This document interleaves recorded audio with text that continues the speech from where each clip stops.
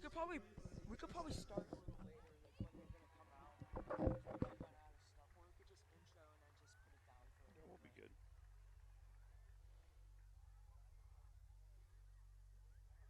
Riley Eagle is being escorted by Jonathan Izzo.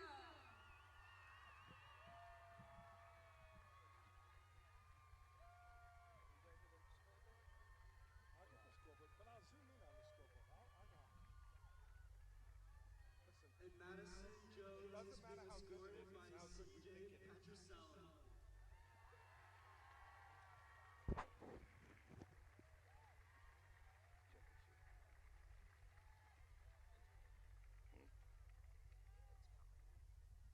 The final member of the homecoming court is Patrick Anderson. He was not able to attend tonight's ceremony because of a previously scheduled college visit.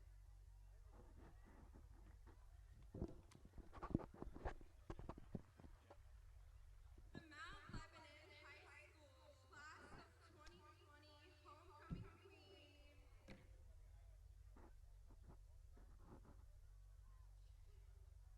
Riley Eagle.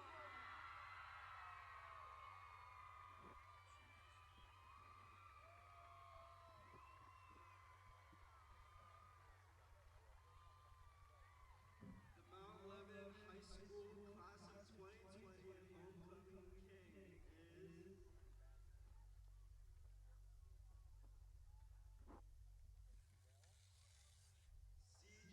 Petrosella.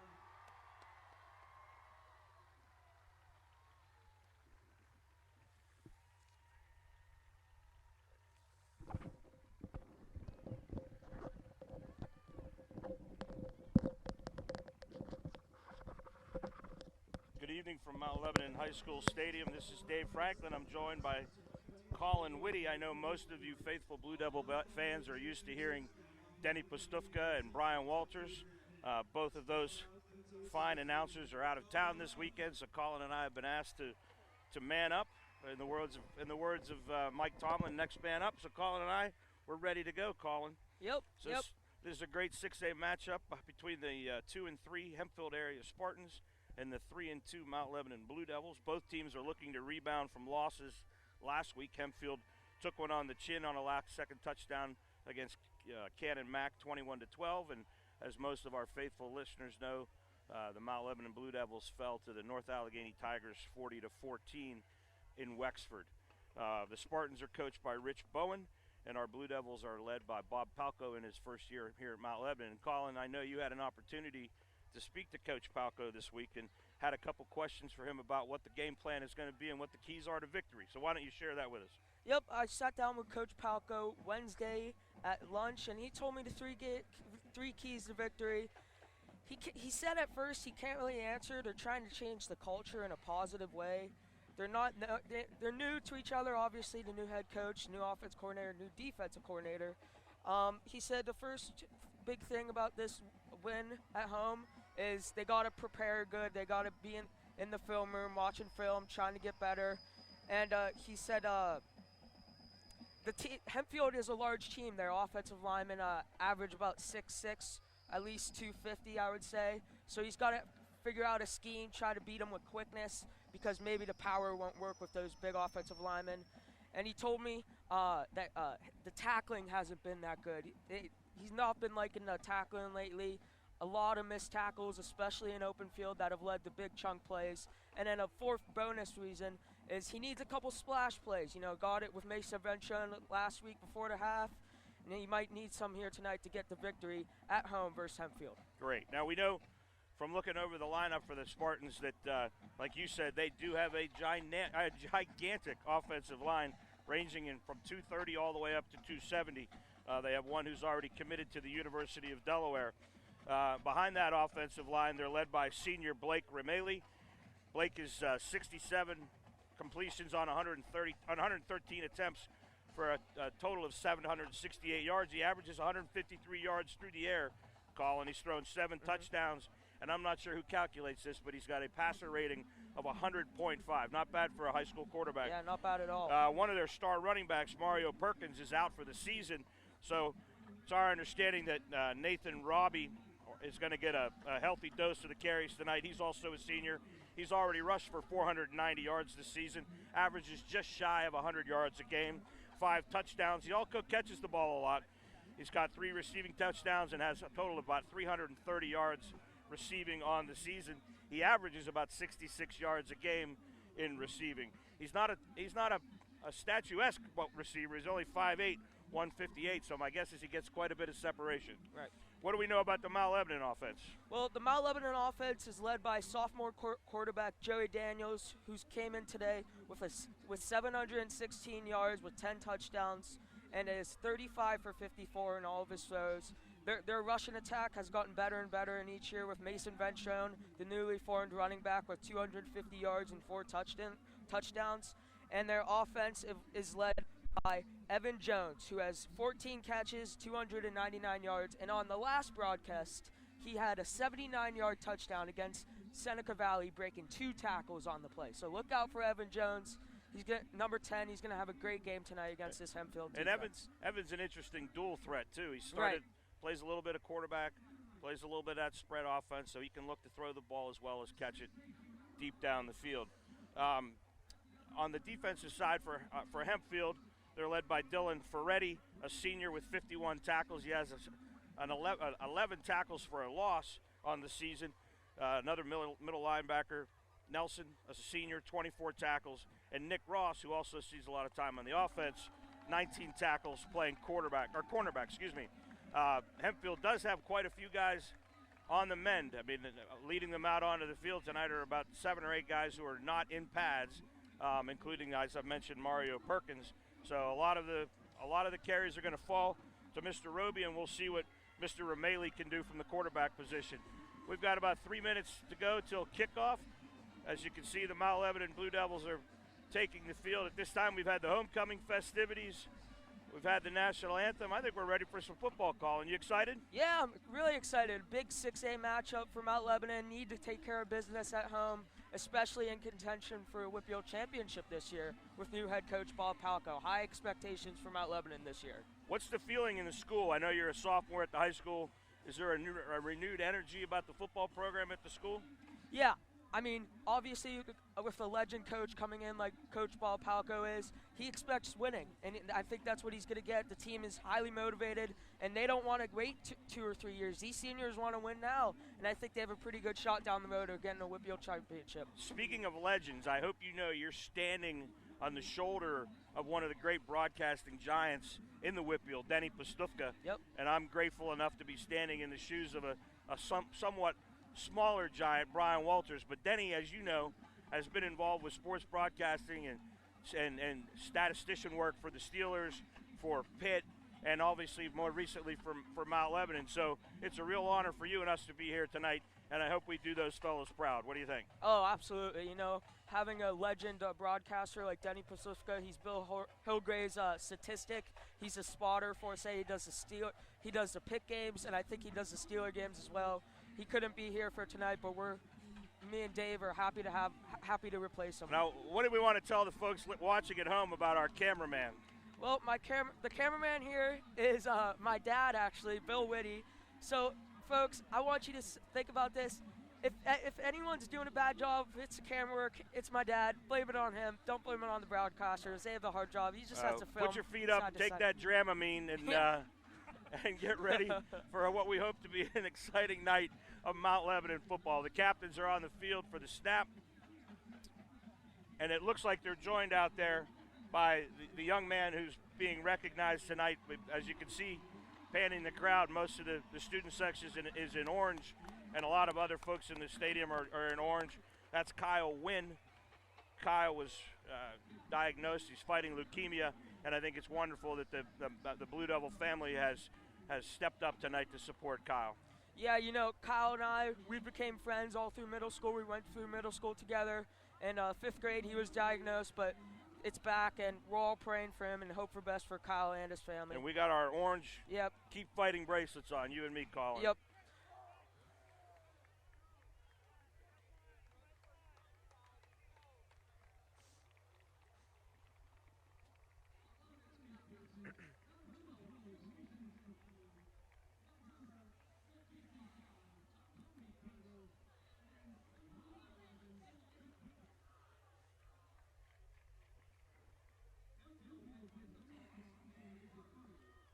Mount Lebanon will receive the ball first as Hempfield deferred. We'll see Joey Daniels right back to action, right back to work here on the first possession for your Blue Devils.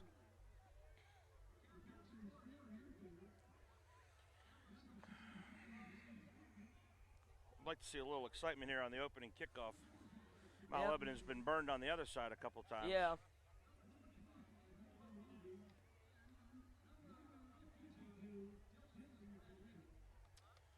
Coach Palco's giving some last-minute advice to his Blue Devils. Hempfield's Ben Kissel will kick off.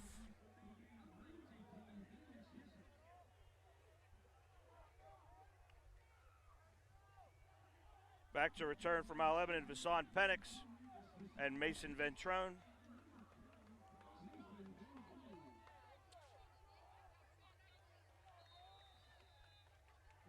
We're underway here, folks. Let's have some fun, Colin. Yep. Short directional kick picked up by Penix. Stopped about the 25. It looked like he had a little more room to move, but broke down pretty quickly. Yep. Good job by the Hempfield special teams group trying to get an upset here on the road. Got off to a pretty good start with special teams making that tackle on Penix.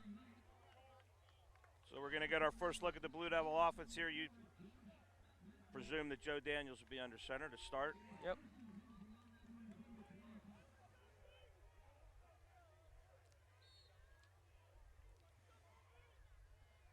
Keep an eye on big 77, big JB Nelson there. He's going to have a heck of a matchup with. Oh, look at that. They're messing with us already. Oh, Evan Jones is Evan in at Jones quarterback. And Mason in the backfield. Shotgun. Evan will keep it. He'll run. Good run by Evan Jones. Good start. And he'll carry it to about the 44-yard line. Great run by Evan Jones. Great start for these Blue Devils. Absolutely. You know, I'm sure the Hempfield defensive coordinator came out thinking the same thing that I did, that we'd probably see Joey Daniels. And we'll see Joey here on this play as he comes back in, wanted to get a little spread offense to try and confuse the Hempfield defense. They probably prepared for Joey all week, but now they'll go to Palco's specialty, under center, right up the gut with Mason Ventrone. more traditional set here. 1st and 10 from the 44.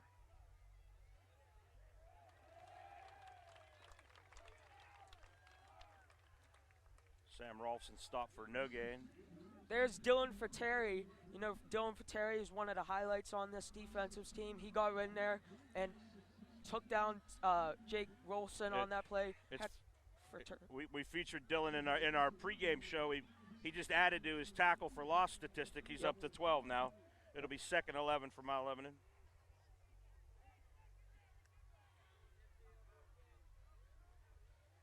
Daniels will be under center. Sam Rolfson in the backfield. Looked like Hempfield jumped, and it's but a no play flag. action pass. Daniels will take a shot to Ventrone. Oh. Thought we were going to get a free play. It looked like Hempfield jumped a little early, and he certainly had Mason open down the sideline just a little inside. Mason's going to kill you with speed. You know, great athlete, probably might be the best athlete on the team. You know, he's fast, and he'll beat you on these long throws.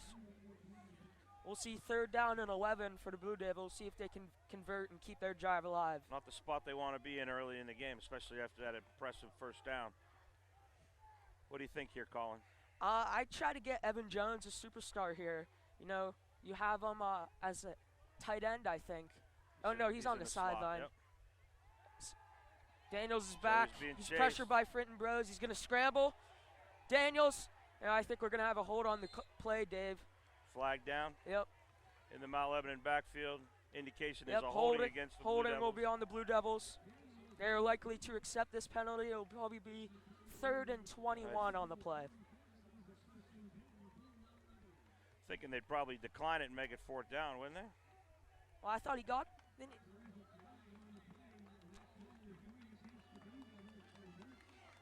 Oh, did he get the 1st down? Yeah, I think he got the 1st down. So thought he went smart out play before by Hempfield here. Accept the penalty and make it 3rd and long for these Blue Devils. Gone to bad for worse here, Colin. 3rd and 21 from the 33. Yep.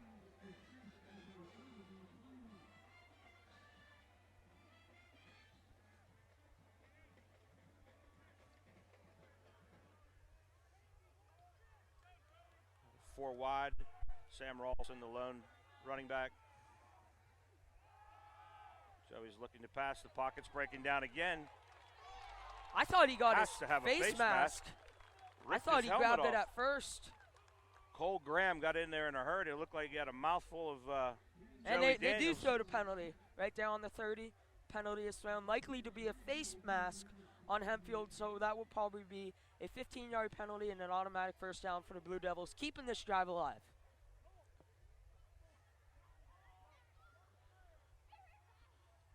I think Denny and Brian ought to worry about their jobs, Colin.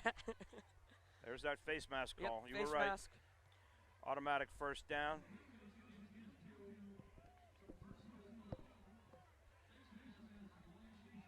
We sh- Oh, it's not an automatic first down. Not in high school. Not in high school. Used to watching the pros and the Steelers, you know, how the Steelers have been playing. I'm looking at our Wiley veteran spotter statistician, Jack Gazora, for a little help. Not an automatic first down. Personal foul. Third I and think 16 for the Might Blue be what Devils. we're talking about. I'm not sure. The refs are talking it over about the 33-yard line, trying to get this call right here early in the ball game. Seems to be a lot of conversation. If it's not an automatic first down, we're looking at a 3rd and 16 from the Blue Devils' own 37. I'm not sure what's going on now. Joey Daniels headed to the sideline to spend this time talking to his coach.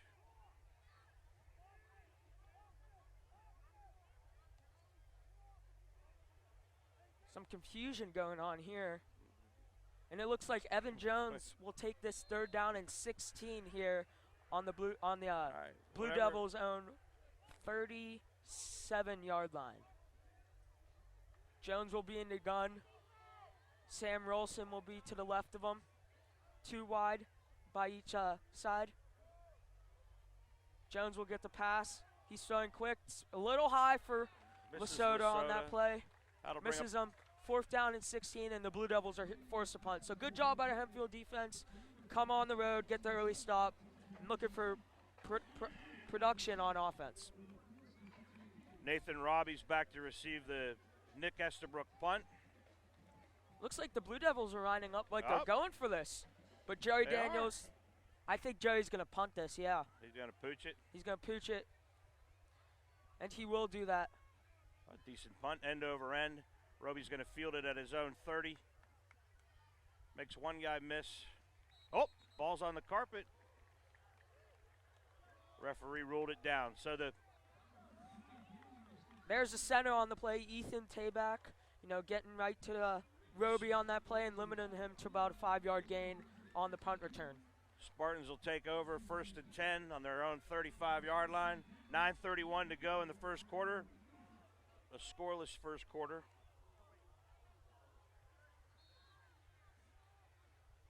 We talked about early in the pregame, they said number 25, Nathan Roby, is going to get a lot of carries in this game. Looks like he's one of the best players on that offense. Look for number 25, Roby, getting loose in this Mount Lebanon Blue Devils secondary.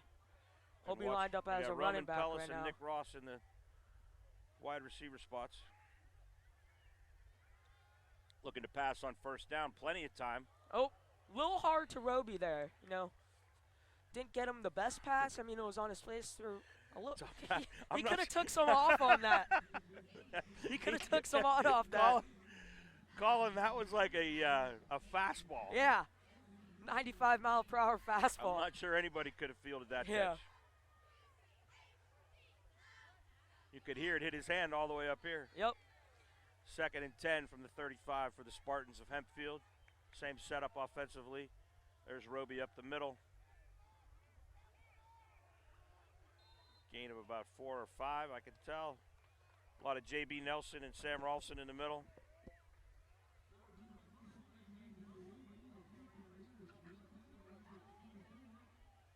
Twenty 22 seniors on this Hempfield team. Yeah. We were talking to their radio team earlier in the evening, and they were pretty clear in their thought that for Hempfield it's this year or nothing. 3rd and 6. Romeli's back to Had him pass. over the middle. The ball was ball tipped is at the tipped line of at the scrimmage. line. Great defensive play. Yep. And that's a great job by Bob Palco and his defense. You know, Not sure if William Harvey got a hand on that. yeah, something like that. He got great job by Bob Palco's defense. You know, going for 1 first down and then punting. Good job to get 3 and out early on in the game.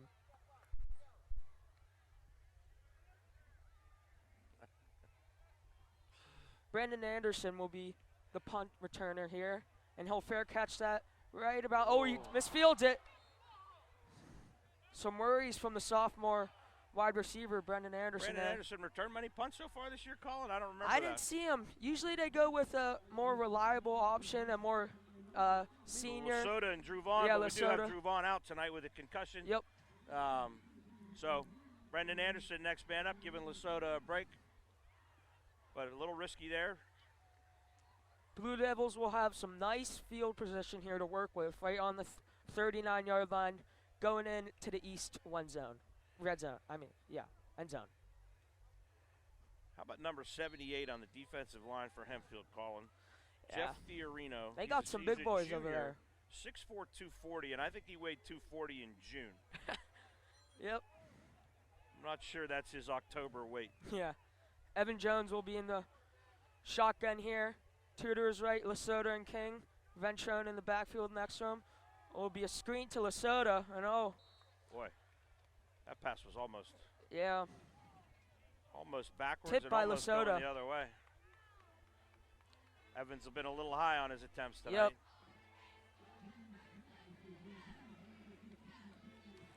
So interestingly, on most of the passing situations, we've seen an equal mix of Jones and Daniels. Yep.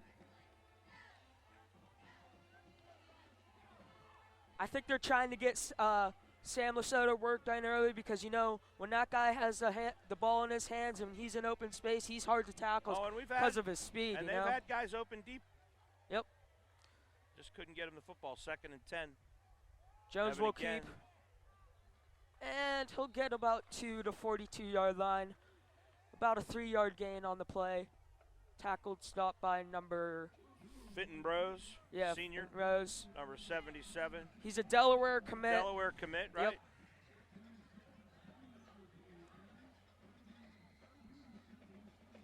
Yep. Yeah, there is no shortage of size on the offensive and defensive lines for Hempfield. 3rd and 7, they gave him 3 on that. Keep an eye out for Mason Ventrone here on this 3rd down. He'll be lined up in the slot at the bottom of your screen. He's fast and he's elusive. No one's guarding him right now, just getting the ball. Seriously. Finally. Daniels will step back. Is looking around for someone to throw to.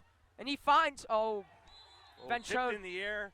tipped the in the Hempfield air. receiver came down with the football, but I don't think he was able to get a foot in bounds. It deflected right.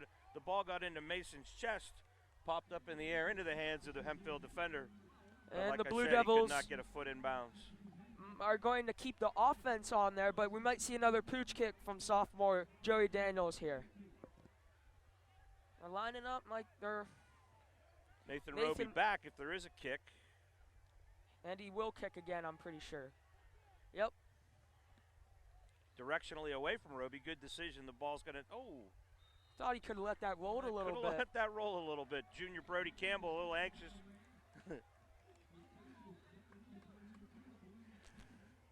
Would have liked to see that hit the ground one more time to see where it ended up. He did a good job of kicking it away from the returner. I think he could have probably got it inside the 20. So the Hempfield defense has done their job. 2 series, forced 2 punts. Great job by It's the been a bit of a tennis match here, Colin. Yeah. Bop, bop, bop, bop. Not a whole lot of action. Yeah. A couple punts. Keep an Either eye out for direction. Brendan Anderson here on the bottom of your screen. He'll be in as a cornerback on this play. The hand will go to Roby on the play. Met by a host of defenders.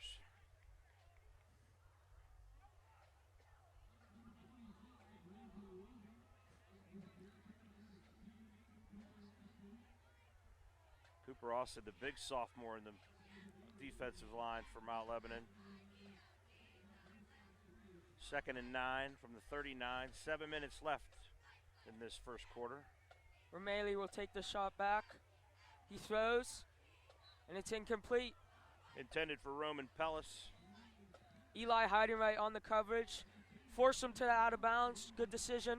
Blue Devils have How about third the and development of Eli Heidenreich this year? Yep. It's been fantastic. he has. He's been a very reliable and trusted corner coming in as a sophomore. Hustles, quick to the ball. Yep. Watched his huddle film the other day. It was pretty impressive. Yeah, very good player. A lot of shotgun from the Spartans. There's 3rd and 9. Plenty of time. Oh. Looks like he had Roby in space there. Throw a little low for Roby to handle. And the Blue Devils do their job. It's a defensive battle here in the first quarter. 6:44 left. And Maurice Plummer will be the return man on this punt. So if you're keeping track at home, Colin, so far 6:54 left in the first quarter. Mount Lebanon has a total of 15 yards, and the Hempfield Spartans have 5. Our statisticians are having a field day tonight. The ball's down just about the 50, maybe on the Mount Lebanon side of the 50. Blue Devils take over again. So a total of 20 yards in offense so far in the first quarter. Handful of punts.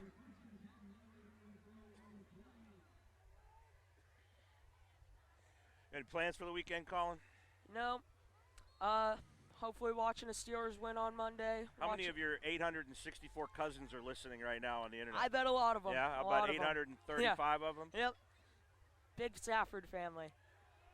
Daniels will be in the shotgun here. Ventrone to his left, Rolson to his right.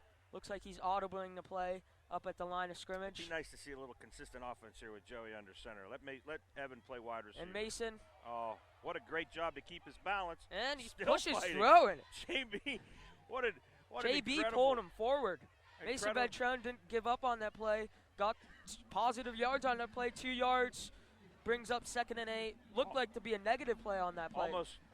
Almost took a knee in the backfield, and at the end of that play, JB Nelson, like you said, pulled him ahead for a good couple, 3 yards. Mount Lebanon offense having some confusion here. Mason Ventrone thought he was out, but it's actually Sam Rolson that will be out. As Joey Daniels needs to hurry on this play with only 10 seconds left on the play clock. Down to 7, 6. They need to get this play off. Got to get this They play look off. confused. Still a little confusing, too. And Coach Palco will take a timeout. Smart play by the Whitfield legend. Coach Palco, don't waste a 5-yard penalty. So our first time out of the game by the Blue Devils, 5:58 left in the first quarter. You want to read some of those announcements, Colin, that we have here? Yeah. Go for it. Who are our officials tonight? Tonight's officials, the referee is Mark Sike. The umpire is Mike Conalone. The linesman is Chris DiNardo. The line judge is Ryan Novosel. The side judge is William Bruner. Field judge is Tony Rotellini. Tonight's game is being streamed live. You can watch the game by going to the district's new athletic website, click on Fan Zone, then Lebo Live to watch all the big action. Big thanks to Denny Pasufka and his crew for announcing the games. Just a quick note that tomorrow's JV football game against Hempfield will be at 10 a.m. at Hempfield. Good luck, boys.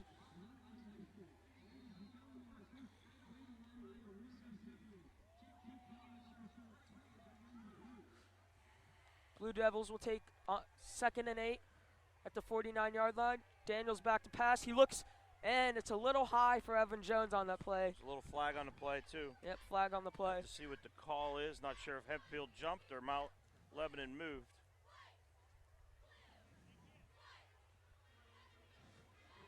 Motion call against the Blue Devils. Looks like Hempfield will probably decline that and make it a 3rd and long for the Blue Devils Yep, looks like they're taking it back. It's going to be probably 2nd and 13 for the Blue Devils.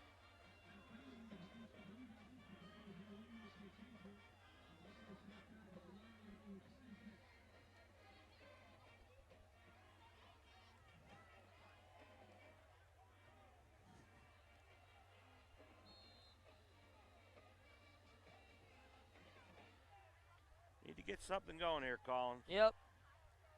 Got to find someone in open space. Let them work. Mason Ventrone has one-on-one cover at the top of your screen here. Daniels is back to pass. He looks, and he finds Sam Masota. Sam Masota be knocked out of bounds by Nathan Roby. Looks to be good enough for a Blue Devil first down.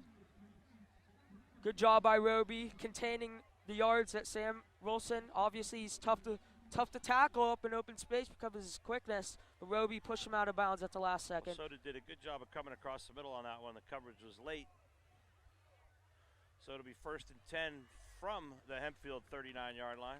I'd like to see the Blue Devils, as this game develops, try and go up-tempo a little bit on this Hempfield defense. Doesn't look like they're making a lot of substitutions, so try get these linemen tired and try to pound the run game with Mason Ventrone. The play.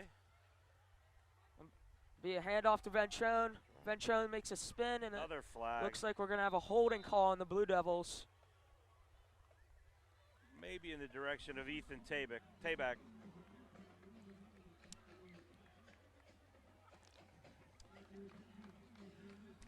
So 1 step forward, 2 steps back, Colin. That seems to be the theme of this first quarter.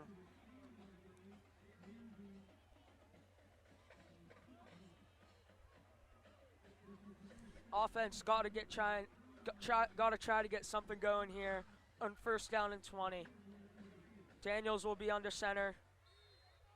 Joey King has one-on-one coverage at the top. He's a 6'4" receiver. Just throw it up to him, maybe get a 50-50 ball here and there. Daniels will get a play-action pass, gives it to Wilson. Wilson will be heading to out of bounds.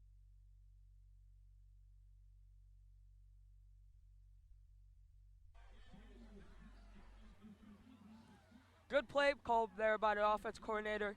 Try and get in open space, get those linebackers running. I think the next network meeting we have, Colin, we need to tell management that the crew up here in the booth on the camera, it's just he's struggling tonight. The union. I don't know if he was out late last night or what. But. Daniels will be under center here. And this could be another play action pass. Right. Same play, but to the right. Daniels will keep and run and push back by Nathan Roby on the play. He will be short of the first down marker. And it will bring up 3rd down for the Blue Devils here.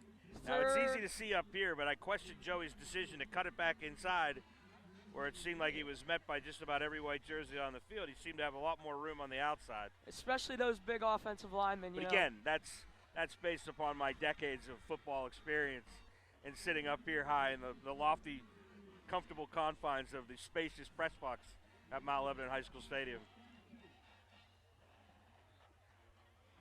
Did you get any of that pregame spread that they had out for us? The lobster tail and the filet? It was excellent. And another flag here. Looks like they're going to have 12 men on the field. So Blue Devils shooting themselves in the foot right now. Pretty sloppy performance, especially from, when you said in the pregame, Coach Paco's trying to get a more positive environment, a more positive mojo. And limiting the mistakes. A lot of it, they would eliminate the mistakes. We have not done a very good job of that this evening.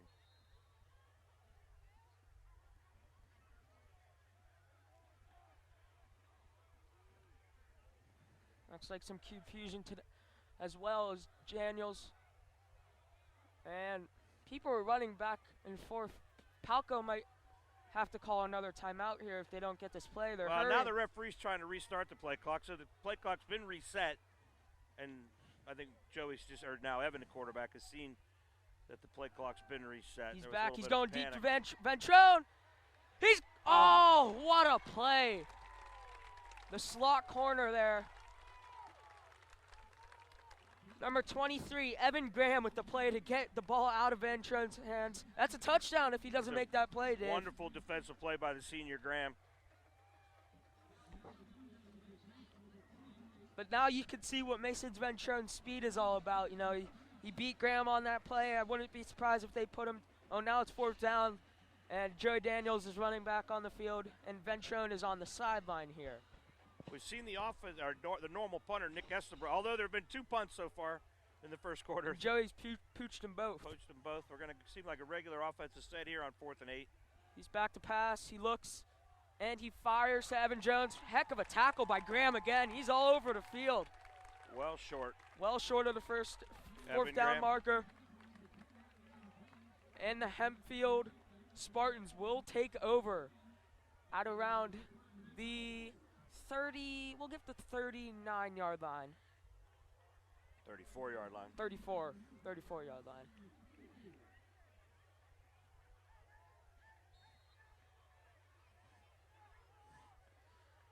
Hempfield's looking to their coach for some signs. 3:59 to go here in the first. Roby, JB there's comes out big of JB nowhere. Nelson. 6'5", 295 defensive end or defensive tackle, if you want to call him that. He can play anywhere. Hempfield offensive line is going to have a problem with big JB Nelson here tonight. Roby seemed to have a little space, and JB just hung on. One of Coach Palco's, biggest strength as a football coach, especially in the Whippeals, is he plays his most athletic guys at the positions he thinks it's the best. Mason Ventrone played a cornerback last year. He's now playing outside linebacker, covering these slot receivers and blitzing the quarterback. And it's a long play. The Hempfield faithful wanted a pass interference call on Eli Heidenreich. They're not going to get it. It's physical, I'll tell you that, but I didn't see enough evidence, as you say in the NFL, with all these pass interference calls going. There was a little contact there. I don't know if there was as much as the Hempfield fans believe there was. But how about the arm on Rameli? He does not. I don't know if he's hurt, Colin, or what, but he does not step into his He doesn't step throws. up. It's all arm. He flings it. He's back on third down here. He throws, and Looks it's a like little too low low. for number 4. In the dirt. Roman Intended for Roman Pellis. Pellis, the junior. All these lofty receiving numbers for the Spartans coming into tonight haven't been realized in this first quarter, that's for sure. And it's a defensive battle here. Yet another punt will be forced by the Blue Devils defense. Mo Plummer back to receive the punt. Punt returned by committee tonight. And number 1, Nick Ross, the senior, will be punting away. And Joey King got close there, but he does get it away. And it takes a Hempfield bounce there and knocks down Just by about the 41-yard line. I think he gave us a yard there. What do you think? Ball looked like it creeped out at the 40. It ended up at the 41, but we'll take it. 2:59 to go in this never-ending first quarter of football in Mount Lebanon High School Stadium on a one. The student section at Mount Lebanon looks like they're going hunting tomorrow. Wrong hunting appeal. Here we go. Apparel. Here we go. 1st and 10 from the Blue Devil zone, 41. Who do we have playing quarterback now? Joey Daniels under center. Looks like it's going to be a run, the Ventrone. He gets to the outside, and there's number 23. We keep saying his name because he keeps making plays. Evan Graham on the play. Evan Graham is having a night. These Hempfield cornerbacks, Yep, that one they might be beat, but they're making great defended plays by on the senior ball. Nick Ross.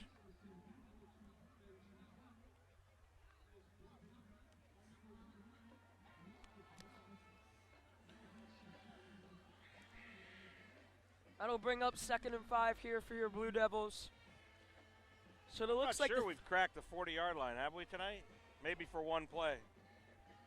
looks like the theme here today is a lot of punts, and they're trying to get Mason Ventrone involved here early. Gonna have to try a little harder with the stellar corner play so far from the Spartans. Yep. Daniels will audible at the front for the lineman.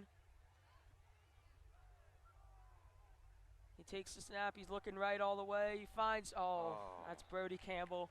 Couldn't corral that on the play. Boy, That's a lot of mistakes here from the Blue Devils. what do they tell you when you're young? Catch first, run second. Yep. Brody was cutting up the field and left one thing where he was, the ball. Yep. Another theme is the Blue Devils are kind of shooting themselves in the foot in these offensive holding penalties, and obviously a couple drop passes, as we just saw there with Brody Campbell. But it'll bring up a 3rd and manageable, 3rd and 5 for your Blue Devils here at the Hempfield 42-yard line. And Daniels will take the snap. He's looking for Ventrone, and he got him. Wide open. Down in the secondary, Mason Ventrone, he will score. Mason Ventrone with the touchdown. Wow.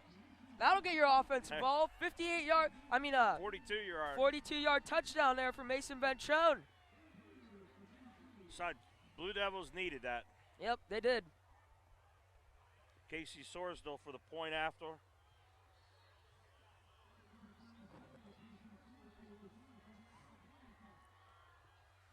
Jack Sullivan with the hold. Snap is good, hold is good, kick is good. 7-0 Blue Devils with 1:25 to go in the first quarter. Joey Daniels to Mason Ventrone from 42.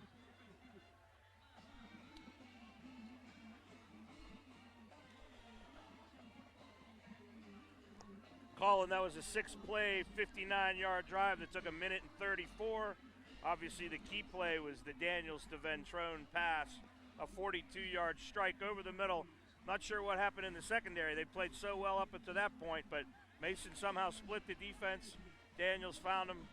Easy touchdown for the Richmond. Yeah, it looked like miscommunication in the secondary there. They had single coverage on Ventrone. And that might get a quarterback like Joey Daniels going, sophomore, hasn't played a lot of ball, especially at the varsity level, and it might get their offensive going, and they might, be explosives on these next possessions. And we told you about the total yards. Lebo is 22 plays for 91 yards. Nathan Roby and Nick Ross back to receive the kick. And Hempfield's offense, they have 9 plays for 5 yards. So defensive battle here early on and with 1:25 left in the first quarter. As Noah Buda, the sophomore, will be set to kick this ball away. Starting to figure out that my depth chart means absolutely nothing tonight, Colin. Roby will back up a couple steps and field it. He's getting a couple blocks and will be tackled. My days and weeks of preparation have just been completely messed up by the mastermind of Bob Palco, who's choosing to change positions on a regular basis. Yep. 1:18 to go in the first quarter. It'll be the Spartans' ball on their own 20, or just inside their 20.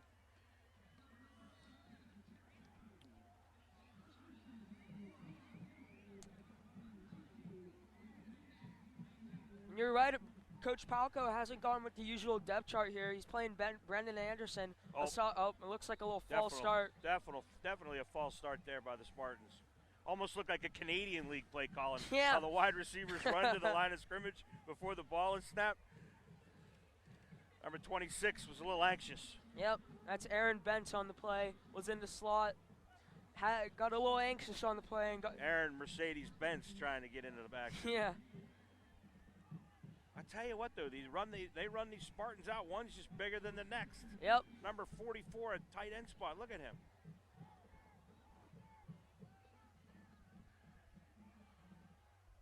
And it looks like Roby will take the direct snap, a little option there, and he will take it to the right side of the defense. Probably gain about 4 yards on the play. I'm not sure who was underneath.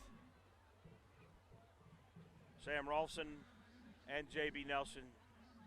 That'll bring up, what? After the penalty, 2nd and 15. 2nd and 13. Spartans now are having some personnel issues. Yep. Romelli's in the pistol formation, and it looks like he's going to hand it off to Roby. We'll fight for about 2 or 3 yards on the play.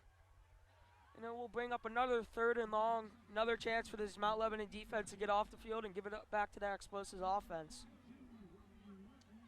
Spartans tried to develop a running game on that series. Yeah, and we talked about it in the pregame.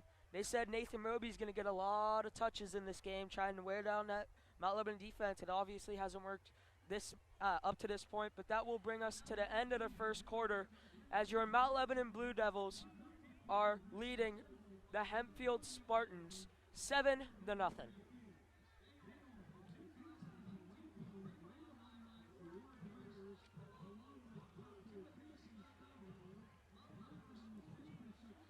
this time they're introducing the Mount Lebanon grade alumni. See if I have them in my game notes here. Not sure if I do or not. I do not. So we're going to take a short break here as we tee it up for the second quarter. Mount Lebanon leads 7-0.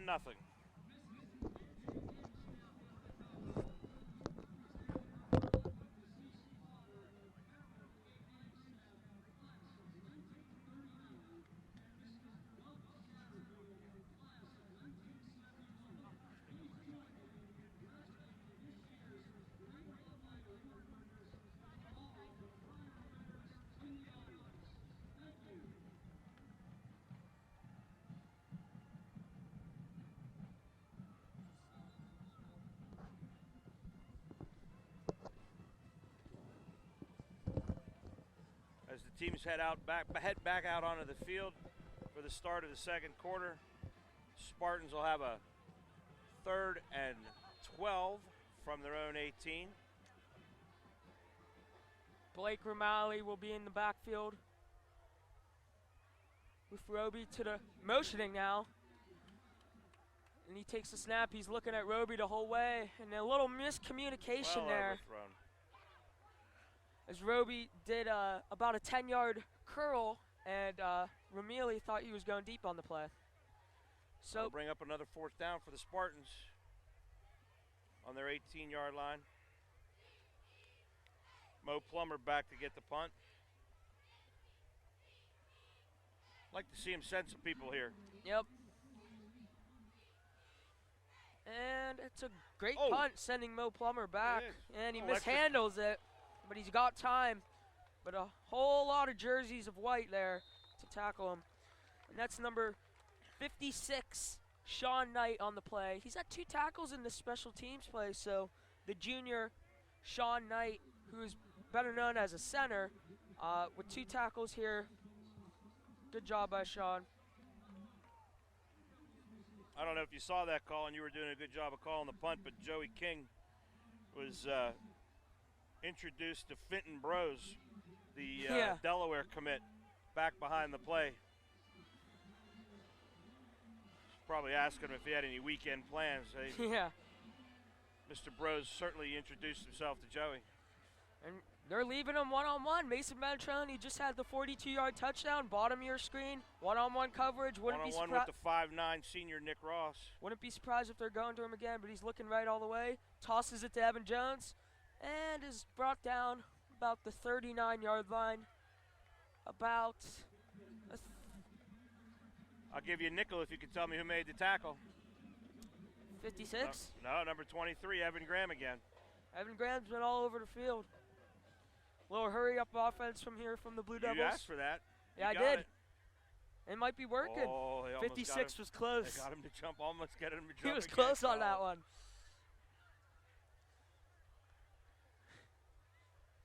Daniels will be in the gun.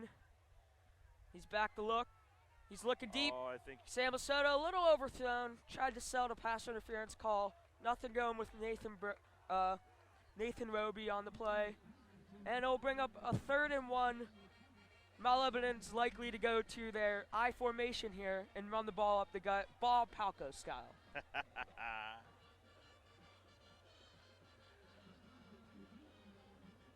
Colin, after we get past this play, I want you to tell the audience. I understand you have a weekly podcast, or perhaps it's even more frequently than that. Yeah.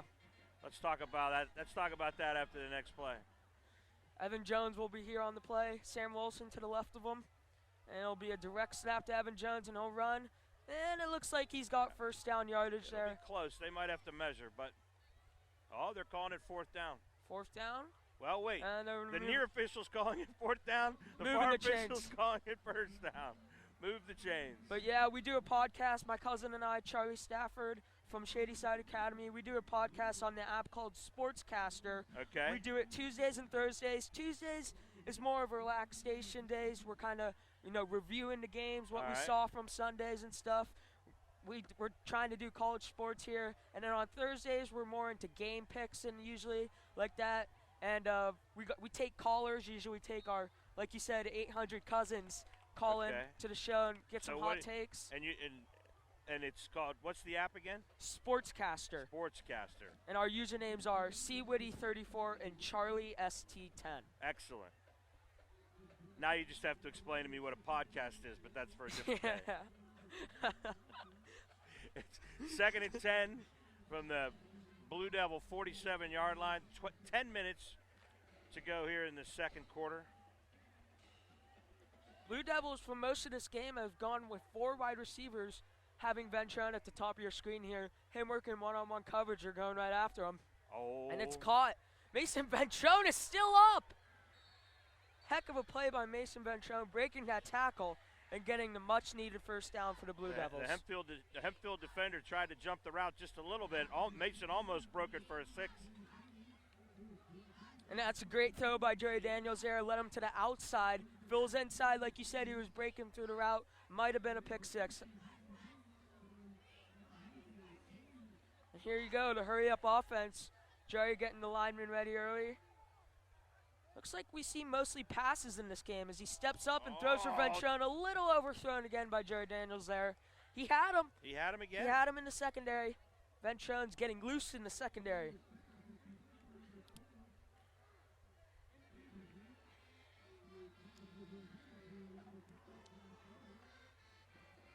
Mount Lebanon will make substitutions on this play. Ventrone will get a breather. In comes Joey King, the big 6'4" senior.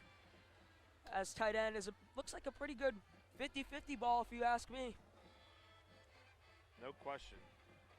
Joey Was a little offside there. Offside there, got back. Lasoda will be in motion. And it's a blitz coming. Spartans coming right Got to up get the it middle. quickly. Oh! Had Evan Jones over to the right side. A crossing route. Had a little pick play, as we like to say, a Bill Belichick play. The Patriots to get away with that all the time. Bob Pelko, tried that. Jerry King was coming across the field. Evan Jones was coming from the left tight end spot. Had him over the middle. Two defenders ran into each other. Great play call by the offensive coordinator I there. think the surge up the middle from the Spartans blew that play up from the beginning, I think. It looks Boy. like a little off. Joey's getting them with those hard doing a counts. wonderful job with the hard counts, getting them to jump. That time you had pretty much the entire Spartans defensive line. Jerry takes the snap. Looks like he's looking. Oh, And he fires. nice He job. finds Evan Jones. No, it looks like he pump faked on that play. Fooled all of us, including me. Evan did a great job of Zooms bringing it that in there with to Evan the Jones. defender on his back. There's Nathan Roby again on the coverage. I tell you, you got to wonder, Colin, with all that those 3 or 4 guys do on offense and defense, and I know it's the same with Mount Lebanon, but, the way these guys are, what they're asked to do on both sides of the ball, it has to take its toll by the second It does. It does. As you see in this, as we move to 8 minutes and 50 seconds, most of these guys got hands on their hips, and it's unbelievable what these guys doing. Hats off to the training, to the strength and conditioning coach for getting them right. As Evan Jones is feasting here, and that's going to move the chains again. Evan Jones with about 11-yard reception there, and moving the chains again. This hurry-up offense, and it's going to force Hempfield to take a timeout. We talked earlier about, the execution of the hurry-up offense, and I said earlier it will get all these Hempfield defenders hands on their hips, and they'll, might give up on this team, but they had to take a timeout to get some water. Colin, you are a magician. And I hope somewhere in the windy city of Chicago, Denny Pastufka's listening, and he's terrified, terrified for his job security.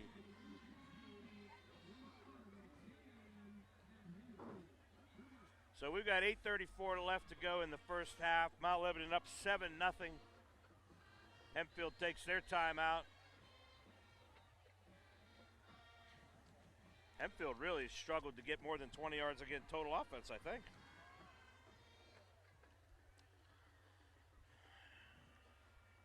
The Blue Devils will have a 1st and 10 from the 13-yard line going in to the south end zone here.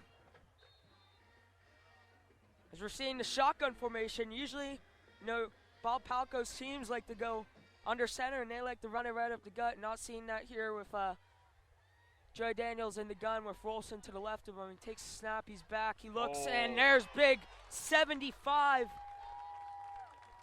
Cole Graham. Wow. Any relation to Evan Graham? Yeah, The Graham brothers are having a big night. they are. Cole Graham on that play. Looks like a blitz. Maybe one guy went inside, one guy went outside. Gets in there, sacks Joey with a much-needed sack from this Hempfield defense right off the timeout. 2nd down and 16 for the Blue Devils.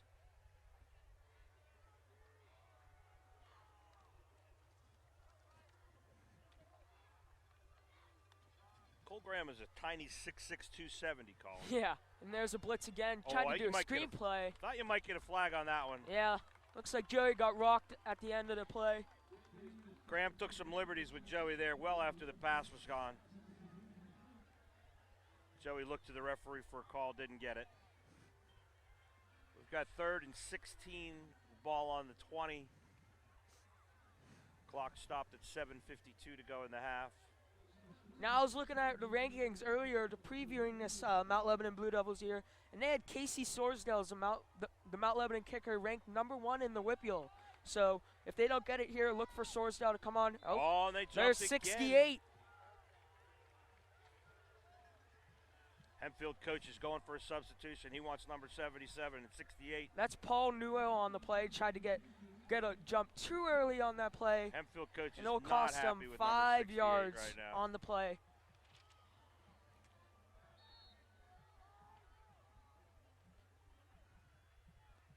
Makes it a 3rd and 11 for the Blue Devils at the 15-yard line. Daniels looking into the end zone. He's looking for He's got Lesotho, a tad bit overthrown here. We see not a lot from Joey. Joey's been a little deep on pretty much everything tonight. He has. He had Ventrone a couple times down the field. Now he has Lesotho going on a So it looks corner like we might route. get that field goal try Yep. here.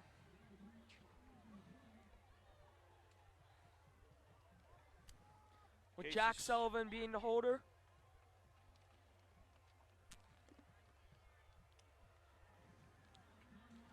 A 36-yard field goal attempt here from Sorsdale. The kick is up, and it is high enough, Good. long enough, and good for Casey Sorsdale. So the rankings don't lie, if you ask me. 10-0 Blue Devils with 7:43 to go in the first half. You hate to trade 7 for 3, but we'll take it tonight. Yep. It's going to be a dogfight with this Hempfield team. Might be a defensive battle, but the way the Mount Lebanon defense is playing, especially early, causing havoc for Nathan Roby. You know, look for this Mount Lebanon offense to get the ball back and go down the field fast and often. Yep. It looks like Noah Buddha is going to have the kickoff duties this evening. Yep.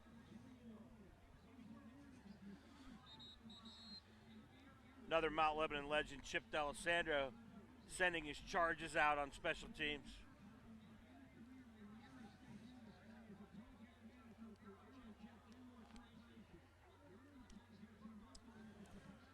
So that was a 14-play drive for the Blue Devils, 49 yards, took 4 minutes, 1 second, ended with a 31-yard field goal from Casey Sorsdale.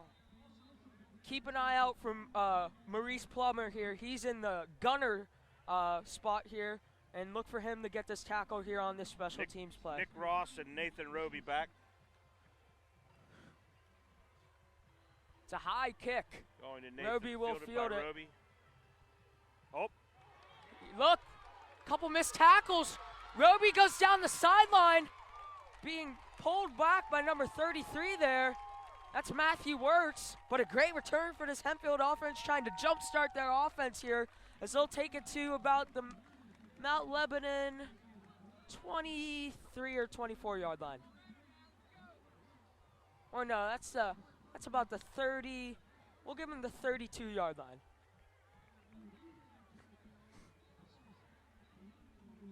Maybe that will jumpstart the Hempfield offense. Great no return. question.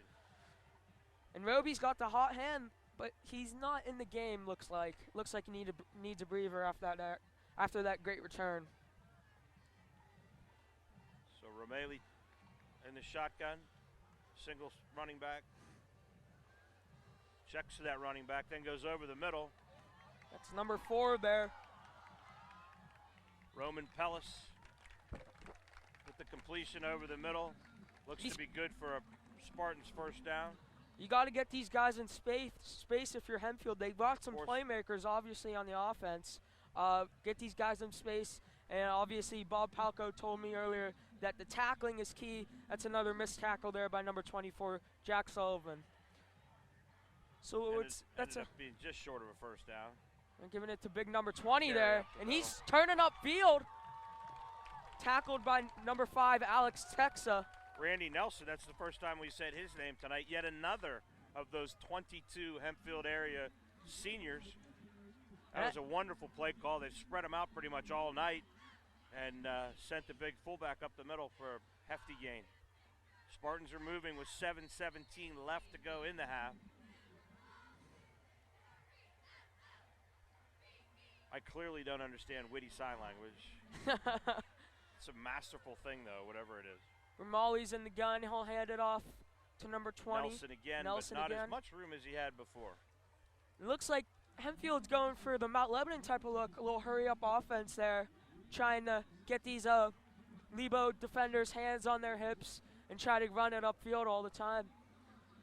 You know, with a good return, Hempfield's right back in this game, right in the red zone on the 11-yard line with 2nd and down and 10 with 6:40 here to go in the second quarter. Romali will be in the gun. He's back to throw. Evan Jones coming from the sideline. Evan Jones just planted Romali into the ground, and he's going to stay down for a while.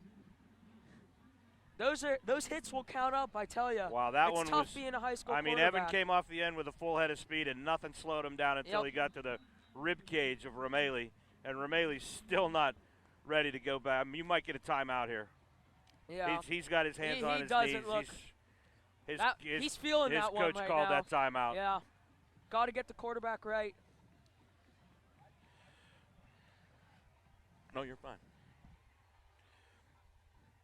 Mr. Flanker, maybe you're like this, but actually my dad told me a story. Okay. That he was a quarterback once in high school, and he got a bloody nose on one play, and they had to call a timeout because they didn't have a backup quarterback all the way from Vermont. Is that true? Wait, You wait. told me that. The backup quarterback came from Vermont? Yeah, he's born and from Vermont. I'm so confused. But, so that led to a long, distinguished legal career for your dad, Yeah. right? Fordham The bloody University. nose. Colin, you know how much football I played? 0. Exactly. Probably not true. I think I had a couple downs in 7th grade. But it was mandatory, I think. 6:30 to go in the half. Timeout for Romali here. His coach finally decided that his QB couldn't go much further without a break. Again, Evan Jones coming off the right side just leveled the kid. Hit of the night so far. Romali looks to be tough here. Looks like he's going back in. But those hits will count up about the second half. We'll be feeling that one tomorrow.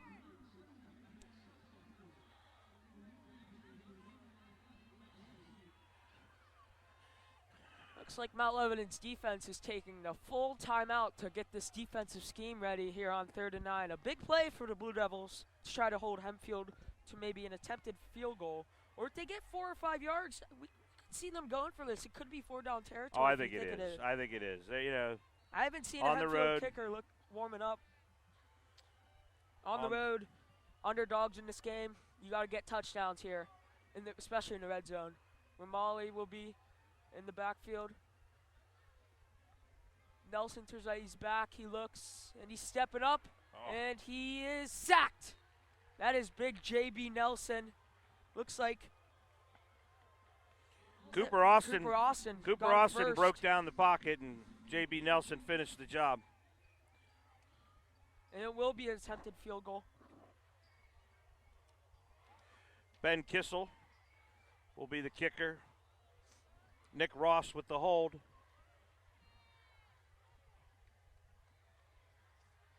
33-yard field goal attempt, and it is up, and it is good. Zero pressure from the Mount Lebanon special teams. So Hempfield does get points. Key points, makes it a one-possession game.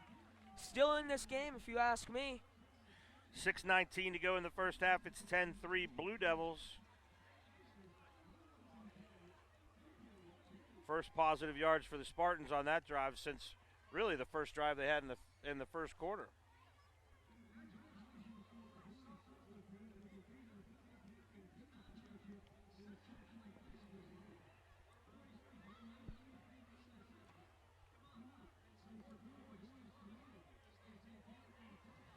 All that Hempfield momentum was all set up by the kickoff return of Nathan Roby. You know, that really looks like it jump-started their offense here. And but they got points on the board and makes it a one-possession game. Looks like Penn State's up top on Maryland 13-0, Colin. Not a big Penn State guy. I'm more of a Pitt kind of guy. That's all right. Good for you. You got to have your favorites Yeah. here. So that was a 6-play, 17-yard drive from the Spartans, but as Colin said, the big chunk came at the start of the drive on the kick return from Roby. The drive took 1:26 in the second quarter and finished off with the Kissel field goal from 31 yards. And it's a pooch kick. That'll be fielded by Eli Heidenreich. He makes a move, makes another move, and will be tackled at about the 33, 34-yard line. So the Blue Devils give up 3 points on the play, but still could make it a two-possession game with a long drive here. Looks like they're going to stick with Jerry Daniels and maybe go with this up-tempo offense like it's been working with the past two possessions. Hempfield down to 1. Mount Lebanon takes the field. I have to pause now to see who the quarterback is. See now, Evan Jones. Evan Jones will be the quarterback here. Looks like a run's coming here with Evan Jones at QB. A run that is to Rolfson Rolfson. up the middle. Gains about, we'll make it 3 yards probably on the play. 3-yard gain. And yet again, you'll see the speed offense here with Evan Jones, spread offense. They're getting hand motions now from the sideline.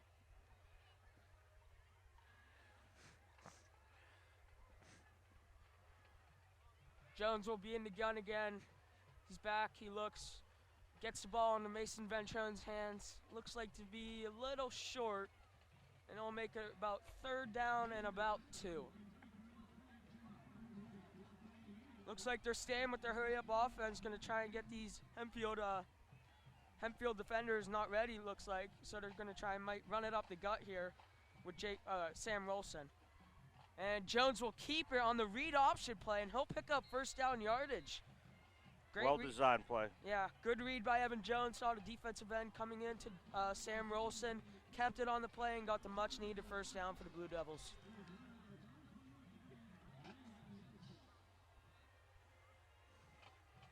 The no huddle again for the Blue Devils, keeping Evan at the quarterback position. 4:31 to go in the second half. He's passing. Oh, he got the Looking double downfield, move. They got Ventrone. Mason Man. got separation, and for about the 5th or 6th time tonight, Yeah. Mason's been behind the defender, and the ball is just off his reach. How about that play design? It was a fake curl and go. Great play design by the offensive lineman. He got the corner biting, a little bit overthrown by Evan Jones. I was hoping you caught that. Yeah. The curl and go. Yeah. Right? It could have been 6 with a good throw. A little overthrown, a little out of reach, though. And I'll bring up 2nd and 10 from the 45-yard line for these Blue Devils. Daniels now in at quarterback as he's back and looks to pass. And he steps up in the pocket, and he's about to run, but he shoves it to Eli Heidenreich.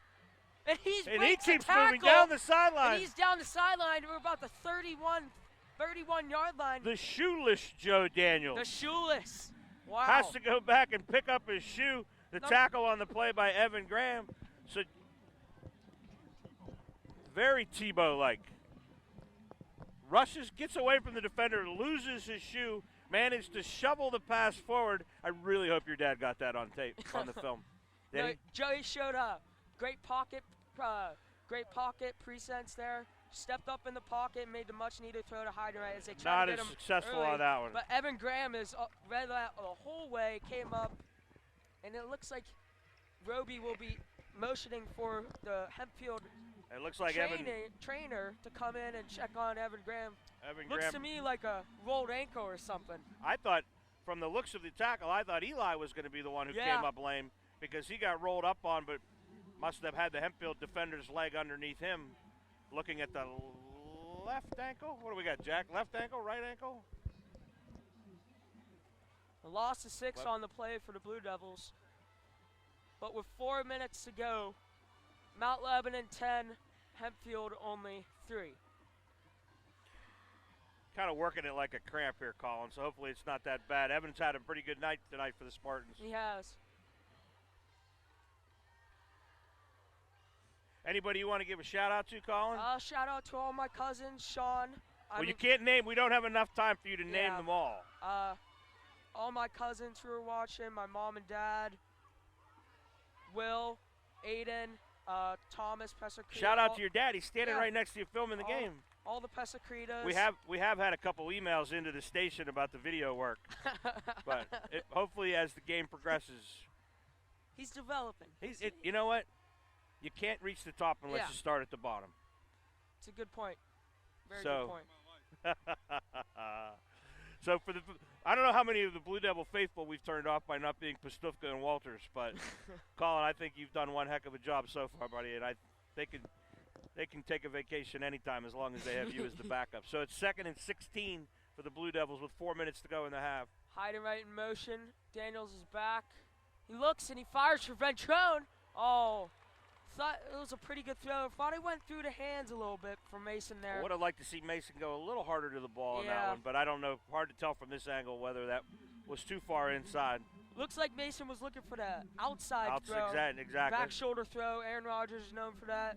Jerry let it a little inside, and Mason couldn't corral the play there. So the Blue 3rd Devils are and going to have a 16. decision here again with 3:55 to go, 3rd and 16 if they don't pick up enough for the first down. Steps. Looks like they're playing for a Inside to field goal. Brody Campbell. And that's about a 2-yard gain if you look. And we'll see what Coach Palco wants to do on this play. But it looks like they're kind of in no man's land. If you think it might be a little far for Casey Sorsdale, but they're in the man where they're probably going to, it's a little too close to punt. Yep. But it looks like they're going to lead the offense on the field here. That was a great But I tackle. think Joey's going to pooch kick this one. That was a great tackle by Roby there because Brody Campbell is one of the fastest Joey's kids gonna on the team. Pooch kick this one to Nathan Roby Roby. slides back to field to kick. It's And- on drive. And Angled. he kicks it out of bounds. Had a smart play by Jerry Daniels. That'll be fielded around the 5-yard line. So good punt from Jerry Daniels on that play as the Hempfield doesn't have the best field position to start with at their own 5-yard line. I hope you don't have a curfew, Colin, because there's still 3:13 left to go in the first half. It's a good thing we don't have commercials. Holy Yeah. smokes. It's been a defensive battle here. 1st and 10 from the 5-yard lines. Be nice to see Mount Lebanon bring some pressure. Yeah. Maybe force a turnover before the end of the half. O'Malley's looking to the sideline for the play call. I'm Some not. miscommunication. The play clock We have hasn't not. The started play yet. clock has not started. We've had about a 40. Now we've Yeah. got the play clock started. O'Malley's back. He's looking left all the way. Oh. And good tackle. Good break on the ball there from Brendan Anderson. And he floated that out there to the He wide had. receiver. He Brendan. If Brendan had seen it a split second earlier. One step, that could have been 6. Keeps the clock moving through 2:55 to go in the half. Hempfield just with the one timeout. Mount Lebanon with 2, but probably don't need to use it yet. Looks like star safety sophomore Alex Texa has been playing inside linebacker this game. Usually he is a safety, but this game Coach Palco promoted him to a inside linebacker here for the Blue Devils. Roby up the middle with Rolfson on the stop. It's going to leave him about a 3rd and 2, Colin. They're looking to go hurry up offense here, try to get the Blue Devils And Coach Palco, the veteran move, takes a timeout. Smart play by Coach Palco. Looks like his defense wasn't ready on that play. Recommunicate and try to get a third down stand. Next Friday, Colin, the football team travels to Upper St. Clair for a non-conference matchup. We all know how those games are, right? Yeah. Bragging rights. Do you have a favorite Upper St. Clair, Mount Lebanon memory, whether it be rec basketball, travel baseball, football?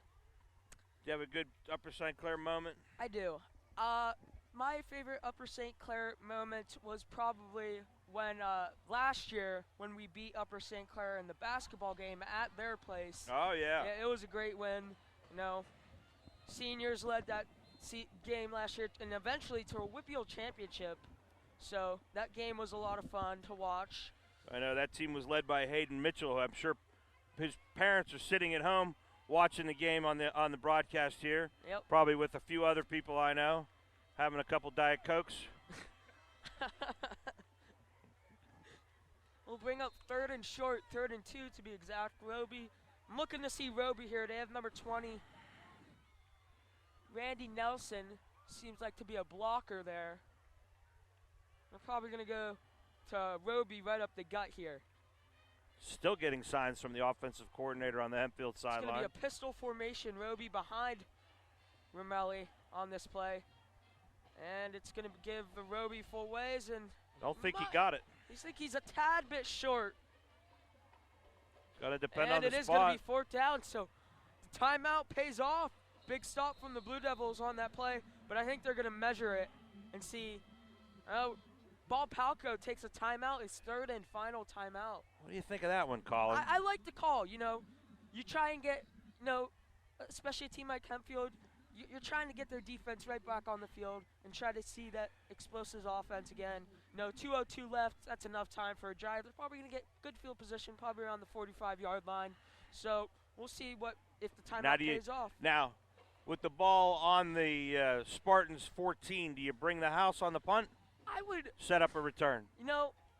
Bob Palco, one of his great strengths is definitely special teams. He loves the special teams. He loves the field position. So I wouldn't be surprised for him, telling his guys to bring the house here and try to get a punt block or even maybe a safety. Well, we'll see. So both teams. Oh, no, I'm sorry. Hempfield still has one timeout remaining. Mount Lebanon took their last. 2:02 left to go in the half. I think I've had 2 birthdays up here tonight, Colin. That's number 1, Nick Ross to punt. Brendan Anderson and Jack Sullivan are back to return. I'd like to see Sully break one here. And Sully receives the ball. He has a makes great good motor. Move, and it's down around the 40, 41-yard line.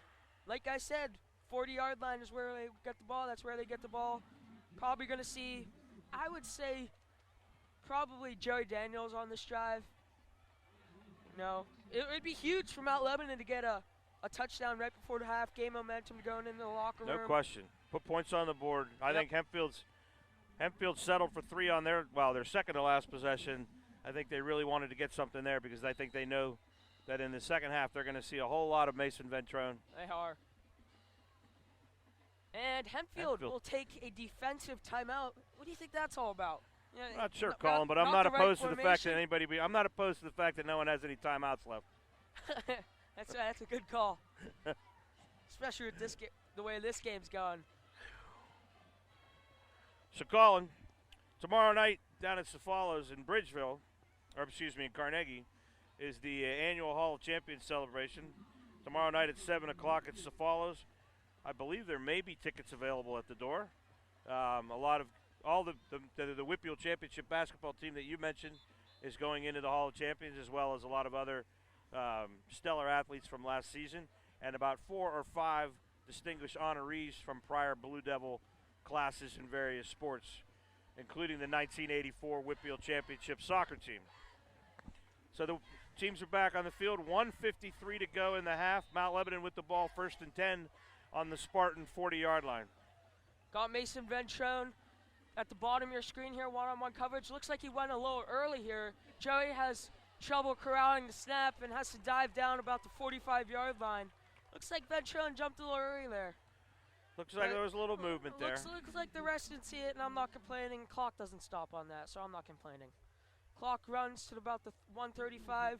Daniels is calling the play, and there's going to be a There's a flag. Probably a legal formation or maybe even a false start. But they hadn't even gotten to the line yet. I don't know how you. I mean, so I think someone moved. Sideline warning. S- Yeah, sideline warning. The side judge on the near side with Hempfield's sick of hearing it. Apparently, We saw that last week with Bob Palco. You know, his team got a little close to the sidelines, and it was a warning though. But they I didn't think that do was a the rest warning. of No, the game. Yeah, no yardage warning. marked off there. Looks deep for Ventrone. He throws it to him, and he's keeping his. Not sure if Mason saw that ball or Yeah. not. But Good coverage from Randy Nelson. We've been saying his name a lot. all night long. Yeah, he's been playing very well, controlling Mason Ventrone, and they got another flag here. Looks like holding maybe. Looking to my faithful Chop spotter. block. What do we have, Jack? Chop block. Looks like chop block by the Blue Devils, which is going to bring up 2nd and 50, if you ask me. Can you tell our fans what a chop block is? So a chop block is when you go to the knees. I think it's one guy's Yeah. engaged up top, and then someone comes in and Yeah. cuts the defender down low. So 2nd and 36 here. And a run to Rolson. That is eaten up by the Hempfield defense. That's number 75, Cole Graham on the tackle. And Hempfield had the ball on the play, but I don't think Hempfield. that will count. So we're down to 1 minute to go in the first half, a 3rd and 35. Coach Palco's going to have to go deep in the playbook here. I wouldn't be surprised if, they just stick to the run game. You don't want to make a mistake, especially with Hempfield receiving the ball at the second half. You don't want to make a mistake. Don't want to give them a short field. Well, I think if you take the play clock all the way down, you got pretty much Ventrone don't have to. one-on-one coverage here at the bottom of your screen with Nick Ross. Ventrone's already had a 42-yard touchdown today. And they're just going to keep him on the ground. And Rolson gets a pretty good run. That's about to a 43-yard line as the Hempfield faithful wanted 12 men on the field. You're hearing it. I'm hearing it. Is that Yeah. what they were yelling? Yeah, I think it was. I heard 12 men on the field. I couldn't hear what they were yelling. All I could hear was that they were yelling. And Bob Palco will go in to the first half satisfied. Well, we don't know if he's satisfied, but happy that he's leading 10-3. Blue Devils didn't play I'm going the to be best half. satisfied for him, Colin. How about that? Yeah, did play the best half, Shot themselves in the foot, especially early in the game, but they still got the lead after all. Yep. And they're still looking pretty for the second I think what half. we have to look forward to in the second half is there have been plenty of opportunities downfield with Mason Ventrone. I think Absolutely. one of the two of those are going to connect in the second half. So Absolutely. we're going to take a short break here and enjoy the Mount Lebanon High School Band and the Hempfield area band. The score here for Mount Lebanon, 10-3 Mount Lebanon.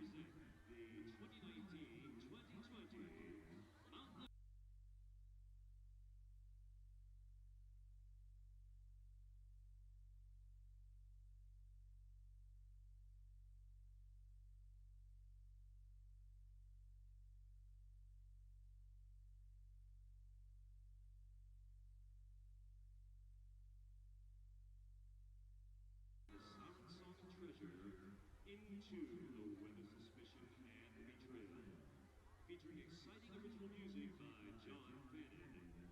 We hope you enjoy X Marks the Spot.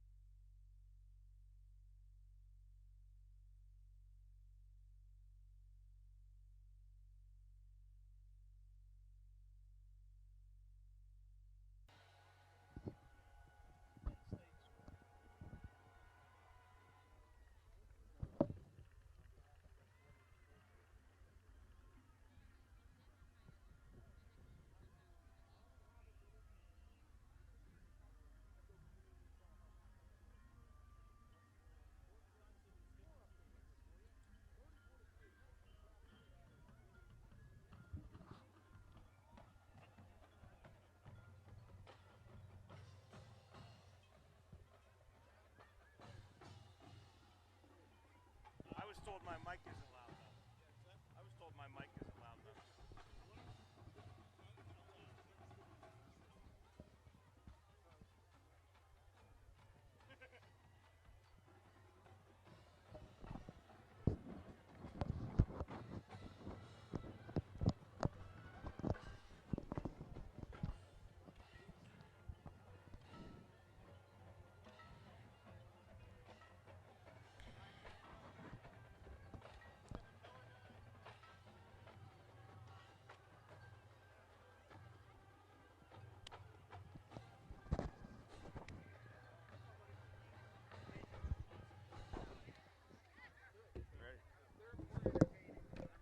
You gonna break down the first half? Here we go.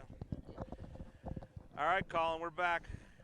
Minute 45 to go in this riveting halftime show. Jack, is this like a tribute to Pirates of the Caribbean 1 through 6, or is this what's that ride at Disney World? But anyway, we're back in action in a minute 30. But Colin, why don't you break down that first half for us? You know, when you look at this first half, you're seeing a defensive battle from two caliber-winning teams. Hempfield played great on defense. Mount Lebanon played great on defense. Just the one play from Mason Ventrone, and Hempfield not failing to move the ball in their earlier possessions. But the one play from Mason Ventrone really highlights that first half.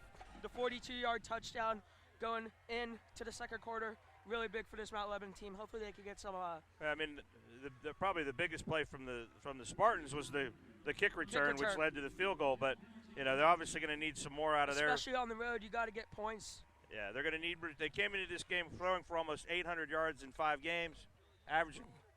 Had a couple receivers averaging over 100 yards in receiving. They have a running back averaging close to 100 yards a game. We haven't seen much of that offense this week. Yeah. So as the marching band clears their props from the field, I should expect the teams. I can see the Spartans waiting to get out of the field house and onto the field. We should be underway here in just a minute. While we're waiting, we have some announcements. Congratulations to the boys soccer team for defeating Bethel Park and Peters Township this week. Both of those were section wins. The boys remain undefeated in the section. Come out and support the boys tomorrow as they take on Fox Chapel. The JV game is at 1 and the varsity game is at 2:30. Congratulations also to the field hockey team for defeating Upper St. Clair last weekend. Great job, ladies. Congrats to the boys cross country team for finishing 6th at the PIAA Foundation meet last weekend. The boys also got section wins over Char Valley and South Fayette this week. Patrick Anderson, what a machine Patrick Anderson is, right? He's phenomenal.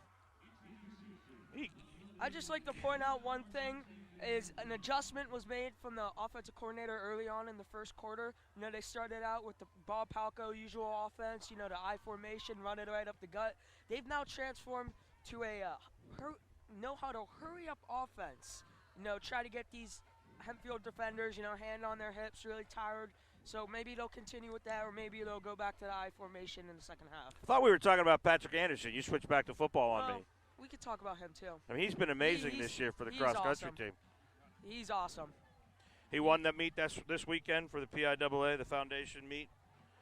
The girls cross-country finished 11th in the same meet.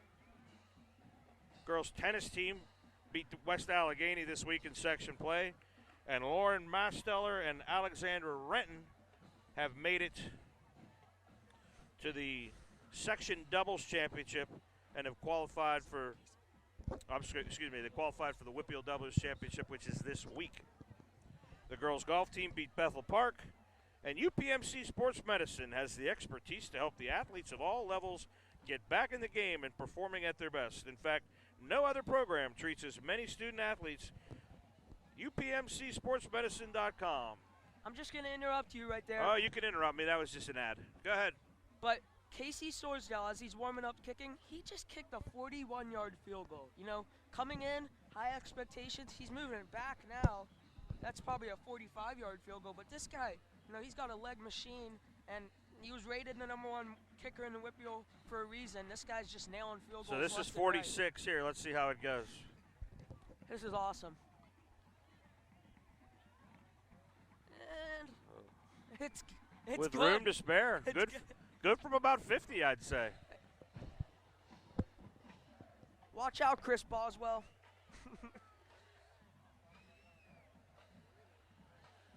As we have a timeout, I'd just like to give a quick shout out to Matthew Pesacreta. He's watching this in Milwaukee.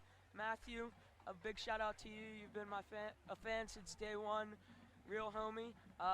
Watching the game, having some fun. Oh, he missed off that the one. upright from 46. Move it back.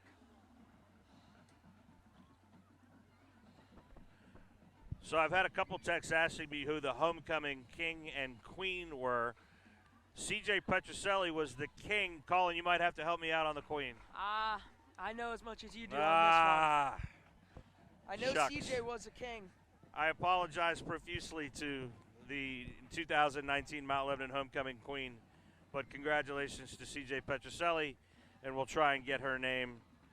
I can't read your dad's writing. Can you read his writing? It's not the best one. It's not the best. It looked like Ogie Oglethorpe was the homecoming queen. What is that? What, yeah. All you did was add a question mark. So both teams are back on the field, finished their stretches. The clock is at 0-0, and I suspect that we should have a kickoff here, unless there are some more festivities that will keep us even here even longer tonight. Right. As much as Hempfield did not play well in the first half, they received the ball in the second half. They're going to get the ball. Blake Romali's going to get the ball right back, and he could go down the field and potentially tie this game up at 10 apiece.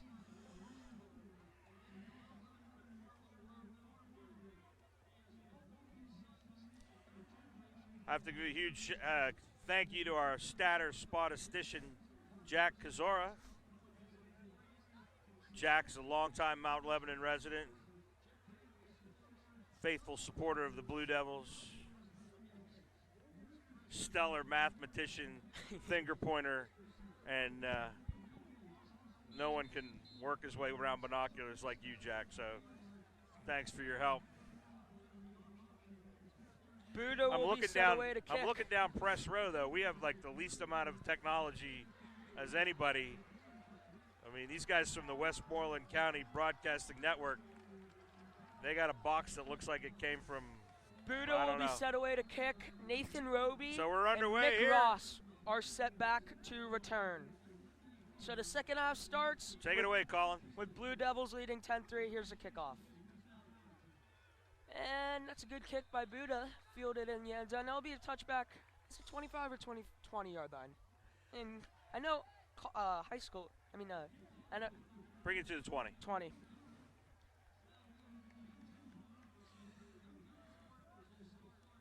So you think they're going to establish the run here or keep it in the air, Colin? I could see, obviously the run hasn't been working early on with Nathan Roby because big JB Nelson there in the middle, number 77, has just clogged the run game. So I think for Hempfield to win this game, they got to pass. As they're trying to get Nathan Roby involved early, and they got him in space here. Number 25, Nathan Roby, takes a hit from number 5, Alex Texa. They don't come much better than Alex Texa. More tough than him. I mean, he's like Roadrunner, too. Yeah. He comes out of nowhere. Yeah. I don't think Roby knew what hit him. That was a good hit. But a great start to the half by Hempfield. Excellent start. They had that play open earlier, you remember. The guy the quarterback, Romali, just underthrew him. Got it to about the 42-yard line here. It'll be 1st and 10. Romali's back. He looks returner again. Plenty of time going he looks deep. He didn't even step into that throw. And that is good press coverage there by number 88, Brendan Anderson. He's had a good game tonight, He has. Anderson. Saved the one muff punt, but he's had a good game tonight. Not a lot of experience from him. Sophomore coming in. Right. Hasn't played a lot of ball. Hasn't even played this year before the second out blowout versus Butler. But come in and done a great job for this Blue Devil defense. Let's bring up 2nd down and 10. And like you said earlier, Romali, he doesn't step into his throws that much. He's throwing this from a back foot. And I wonder how mobile he is. A Brett Favre or even Patrick Mahomes kind of throw. Definitely a strong arm. Oh. They'll give it to Tackled Roby around here. the throat. Cooper Austin just clotheslined. Cooper Austin and big JB Nelson. Bring up 3rd and 9 for the Hempfield Spartans. Wouldn't be surprised if the Mount Lebanon defensive coordinator would try to send a blitz here to get pressure on Ramelli. But it's 3rd and 9 here. He's back. The blitz is coming. Well defended by Testa Alex there. Sexa, he's all over the field. He can make plays. The blitz was there. Mount Lebanon, after giving up the big play to Roby, they're getting off the field here, and your offense is getting the ball back. Back deep to receive the punt is Mo number Plummer. 4, Maurice Plummer. Looks like Mount Lebanon, nope, they're not sending the house. And Off the side of his foot. Takes a convenient hop Plummer from Mo. will field it, and about a 2-yard return. And they'll take over around the 28 or the 28-yard line. So we saw both quarterbacks in the first half. So if you're Bob Palka, which quarterback do you send out there? Do you try to establish the run game, or I'd like to calm things down, and I mean, Evan is such a good threat on the receiving end. I think we just need to play some consistent offense. Let that offensive line block for Joey. As we said, we will go back. Mount Lebanon will go back to the I formation Maybe here. try and run the ball a couple times yeah, a game. Ventrone in the backfield, and it will give it to him. Makes a move. He turns upfield, makes another move. Good run by Mason Ventrone. Shorten the game up, right? Yep. I mean, these games. I mean, I don't mean that because this game's been so long, but you're in a fight here with a team that licking its wounds from a bad loss last weekend against Cannon Mac. It's a 7-yard gain from Ventrone right there, setting up 2nd and Mandible. Like to see Joey King in the action. We talked about it earlier in the first half, 6'4" receiver. He is having one-on-one coverage. And Ventrone will receive the ball. And with J.B. Nelson's help, he will receive a first down. Big J.B. Nelson was JB pulling just him on picks that him up play. like a duffel bag and carries him across the 40-yard line for another Blue Devil first down. The thing about Hempfield's defense, they got 22 seniors, first of all, but most of their players, they're playing both ways. And like you said earlier, fatigue is setting in. As you see, most of the Hempfield players have hands on their hips, and it may affect them with Mason Ventrone in the run game. And Joey's under center here at the 40-yard line. And it's going to be another run to Ventrone. They're feeding him. And he gets to the outside. Good run from Mason Ventrone there. Leading by the experienced offensive line in J.B. Nelson, Max Baker, Ethan Tabak, Cooper Austin, and Tommy Peters. They've done a great job tonight, and they're doing a great job right now pounding the run game on this Hempfield defense. Colin, what happened to the band? The what? What happened to the band? I don't know. Where is the band? They're gone. Huh? No, No, the Hempfield band is still in the house. The Mount Lebanon band walked out. Sam Rolfson breaking tackles out across the 40. The tradition is, I've heard from a band because I have a buddy in the band, All is right. they go to Eaton Park after the game. Well, they don't go to Eaton Park in the middle of the third quarter, Paul. I don't know. Maybe they have, though. Are they striking? They walk out? I don't know. I'm going to have to get to the bottom of that. We need a sideline reporter to go find out where the band went. 1st and 10 here. Joey's under center.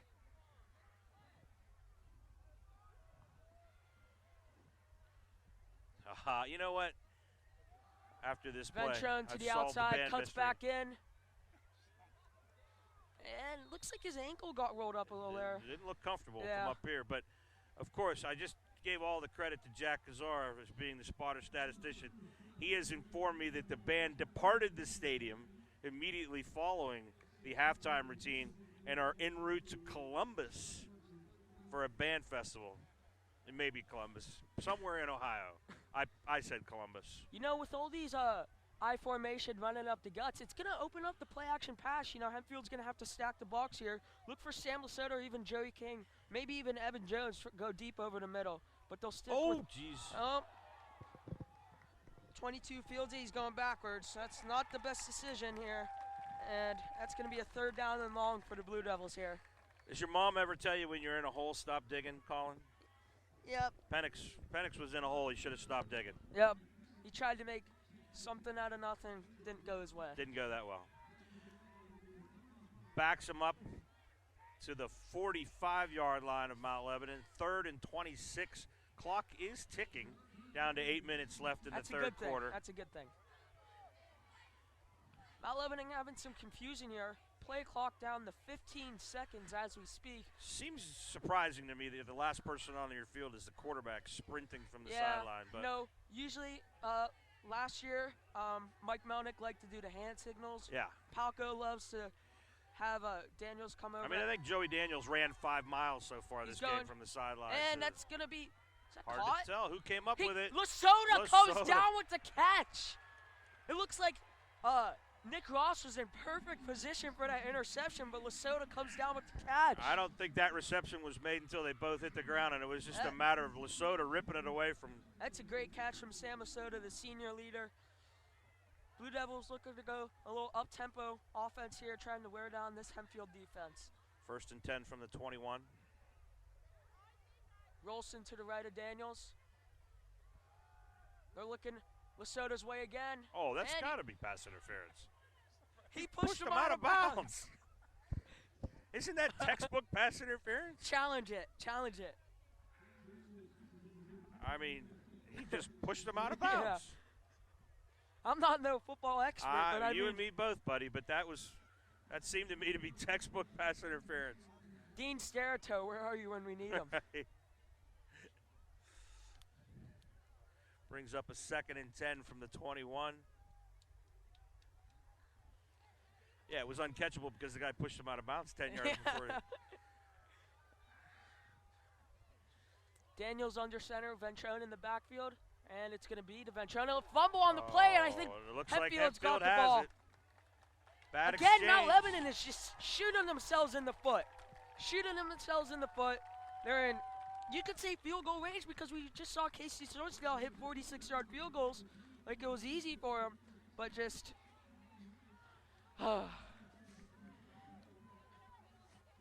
mistakes have killed the Blue Devils here No tonight. question, Colin. So with 7:07 left in the 3rd quarter, the Spartans take over on their own 22-yard line. That could give the Spartans momentum, you know. Absolutely. Yeah, they're coming back on offense. Senior quarterback in Blake O'Malley. Let's see what he could do here on 1st down and 10 from the 22-yard line. It's a run to Roby all the way. It looks like the defense has got that. I don't think maybe 1 yard on the gain. Looks like Jack Sullivan came in there for the tackle, and Will Harvey as well. What year is Will Harvey, Colin? He's a sophomore, but you know, the thing about the Harvey family, they come.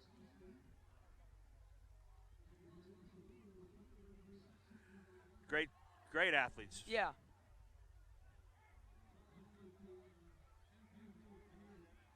We'll bring up 2nd down and 10 again. He's back, he looks, he fires, he's got 20 open. And it'll bring about 3rd and 3, 3rd and 4 maybe. Brendan Anderson on the stop again. Randy Nelson.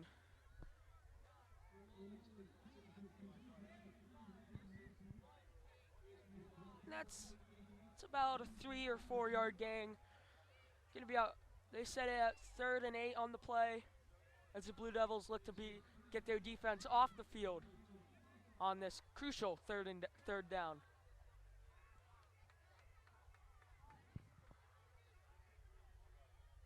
O'Malley gets the ball, he's looking, and they tried to cross routes there. Didn't fool the Mount Lebanon defense there, and Hempfield will be forced to punt. Intended for Randy Nelson. Over the middle. They like that short pass over the middle. They They do. must have seen something in films. It's been there. Yeah. They've had a tough time connecting it. That'll bring up a 4th and 8. You know, Hempfield set up the punt. You know, in my interview with Coach Palco, he talked about we shouldn't be seeing plays that we're going to first see on Friday. He's going to have this team prepared. And there's going to and be he a flag reffed the for kicker, Alex roughing Sexa. the kicker. Sophomore Alex Sexa got a little too excited and hit the kicker. And that's going to be a that's probably going to be a 1st down That'll on be a the play. Hempfield 1st down. Mount Lebanon, they just keep shooting themselves in the foot. Penalties, No question mistakes. about that one. and that's going to be an automatic 1st down, and the Hempfield offense going to try and gain some momentum on that. Mount Lebanon, you could say Mount Lebanon is keeping them in the game, and like you could say roughing the kicker is just like a turnover. Oh, absolutely. I mean, they had Gives stopped the them. ball back. They had gotten off the field, and they're right back out there. Mm-hmm.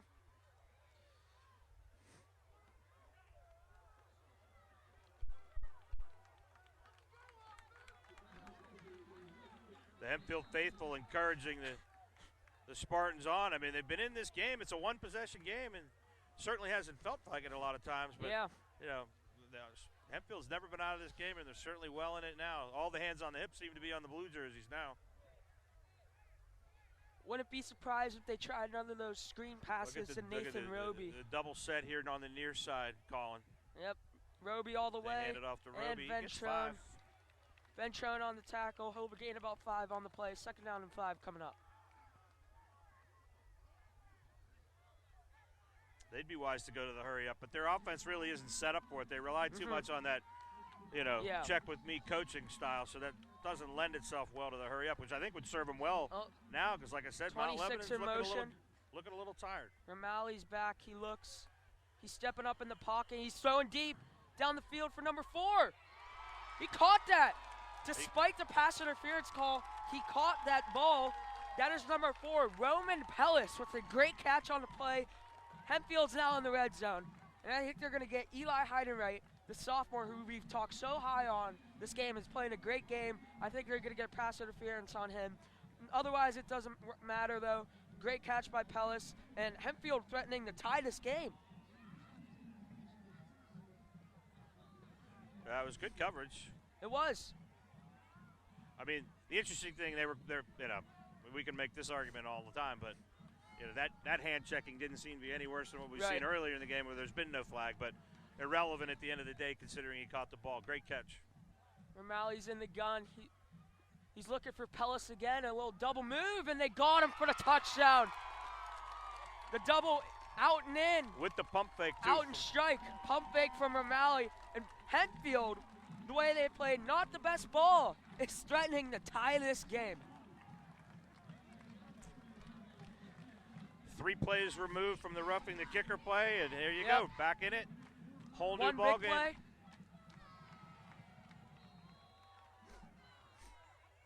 How about a blocked field goal here? That'd be nice.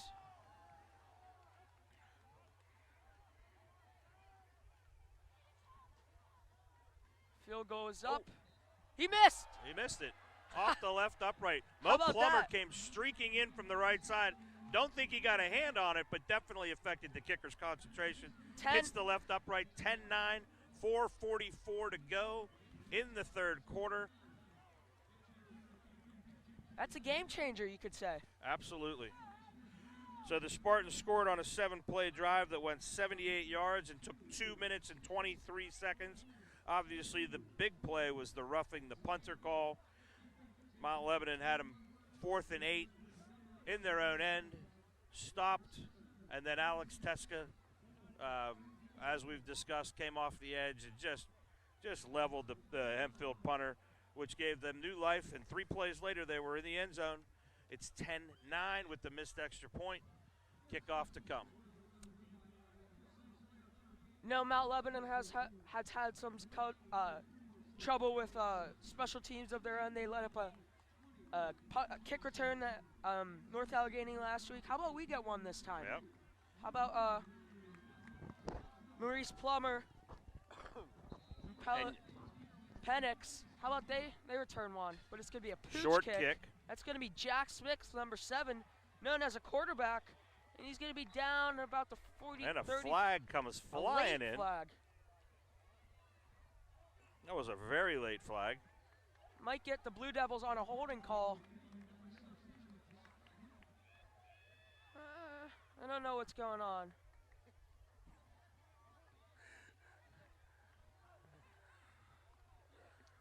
We're moving the Blue Devils back. It's going to be another clip and a chop block. If Didn't you'd like see to what say. the call was, but it's obviously going against the Blue Devils.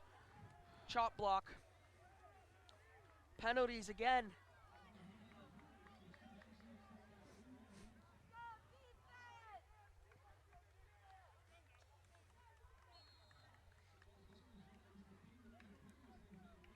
So the Mount Lebanon Blue Devils will start at the 20-yard line. Penalty was called a low block. Low block. Joey Daniels under center. Looks like it's going to Ventrone. And it will go to Ventrone. The outside run, and he's got space. And a spin move at the last second gets to about the 32-33 yard line. So good run by Mason. Actually, no, that's a 24-25 yard line. Good run by Mason Ventrone. Get this offense started on a 7-yard game.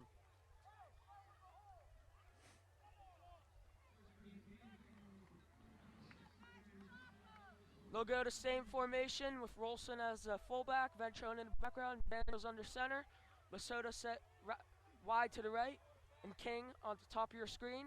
And it's going to be a play action pass. Joey rolls for his right, looking for Evan Jones, and he finds Joey King. Joey King with the catch and down out of bounds. What about the 41, 42 yard line? We've been calling for him, and there he is. There.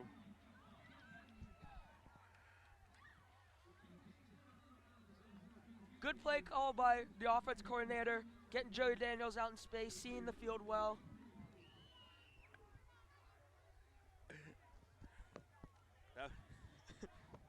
Big play the Blue Devils needed right there. They did. The band is still not back, Colin. Ventrone all the way. Giving it a little Lev Bell hesitation, Bell, looking for a hole. I'll tell you can see this Hempfield team is fired up now. They are. They're definitely motivated after that last drive, went for a touchdown. They think they're in this game and they could pull off an upset on the road. See it on the sideline. You can see it in the coaches. You can see it in the fans. Clearly in the fans. Clearly with the fans. You know, with Mount Lebanon getting off to a struggle here in the second half, you think it's the band? You know what? You lose the affect- energy in the it might building. affect- The energy in the building has been sucked out could with be the band. It could be. It could be the band. Ventrone will set wide. I mean, there's to a the big left. hole over there. It's Yeah. not the same. Wilson in the backfield. Well, And looks like it's delay gonna of be game. a delay of game. Unbelievable. Penalties have killed the Unbelievable. Blue Devils tonight. Wonder if we got a stat on penalties. Do we have a stat on penalties, Jack?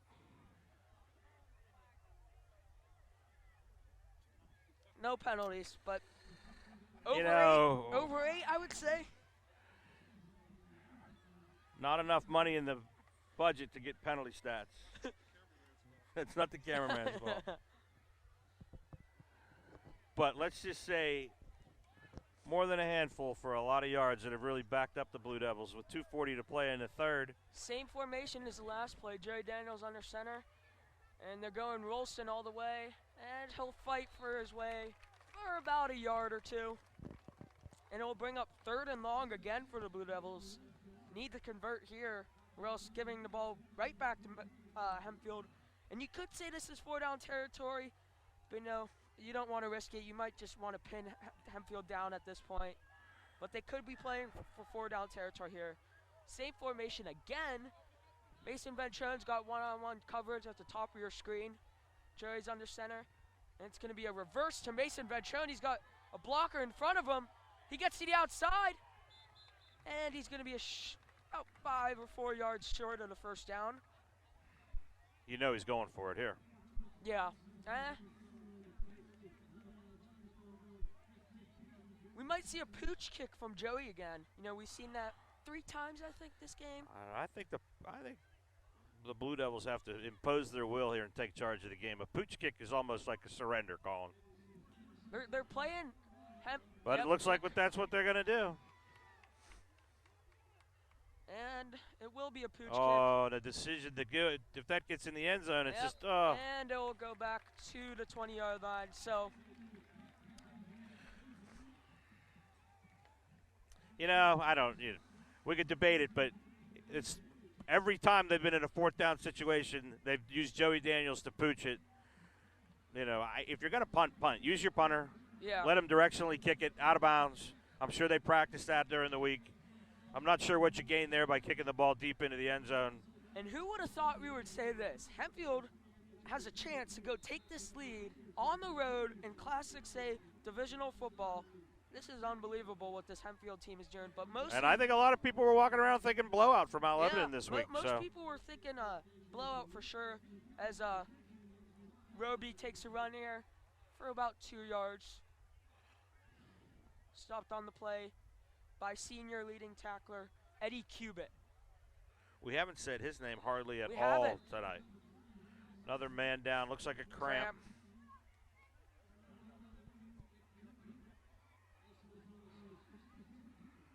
Yeah, you're right. Ed Cubitt is the leading tackler, but we haven't said his name much at all tonight. We have not. You know, Palco, Coach Bob Palco, he likes, you know, guys that fit his system well. And, you know, with the speed and the elusiveness of Roby, you know, maybe he didn't fit the scheme well. But he's back here on the second half, you know, playing great. Just got a tackle there. And it's 2nd and 7 for Hempfield coming up on their own 23-yard run. Are you going to find out where the band went? We're sending our cameraman to go find the band. We have an injury on the field with 1:36 to go in the third quarter. They're on I-70 as we speak. And that's good for number 20, Randy Nelson, who we said his name a lot. He's been playing well tonight. Yep. Looks like a little cramp there. He'll be back in a couple plays, I would assume. The Nelson brothers, that's the Graham brothers that have both played well on defense tonight. Mm-hmm. So to reset, it's 2nd and 7 from the 23 for Hempfield, trailing by 1. Ramalley's in the gun. Roby to his left, and it's going to be ball's loose. Ball's loose, still loose. Still loose. And I think Mount Lebanon saying they have it. Both The referee teams says and Mount they got Lebanon it. has it. Mount Lebanon with the fumble recovery. That is huge. That's a turning point in this game. So I think. And the already injured Hempfield quarterback is coming off with an injured right leg, limping as he comes. I think Clearly. that was big JB Nelson with the fumble recovery Well, on that play. A lot of people had a shot at it. JB So came up with it. A great start to the second half for Mount Lebanon. Getting a turnover and driving, especially. They're on the Hempfield 12-yard line, All right. going into the east end zone. Colin, do you go in the end zone on first down here? The Belichick rule after a turnover, go deep into the end zone. Now, not really deep. They're on the 12, but strike quick after the turnover. You know, I'm looking at this matchup. Evan Jones on the left. You know, Evan Jones is a big guy. You know, he could use his size, and Joey's looking at him. A little overthrown. Good call on the Evan Jones there, Colin. A little overthrown, but You obviously studied a lot of game film to get ready for tonight. Yeah. Unbelievable, kid. Failing to prepare is preparing to fail. You realize that? You're right. All that podcasting, game films, lunch with Palco. You came ready. Look out for number 23, Joey King. We've mentioned his name a handful this Throw the this ball time. up to him in the corner, he's right? 6'4". 6'4". To Nick Ross is 5'9". I mean, Seems like the I'm ultimate not mismatch. that great at math, but That's called a mismatch. and going to Ventron the whole way. And JB Nelson gives it a little push. About a 2-yard gain. We'll bring up about 3rd and 9 probably. Shout out to Harrison Lilly there under the uprights. Yep. The Whippeal's leading photographer. He does an amazing job, though. Attends all the sporting events. He does Posts a lot of job. great pictures that people would otherwise wouldn't have. It's a real asset.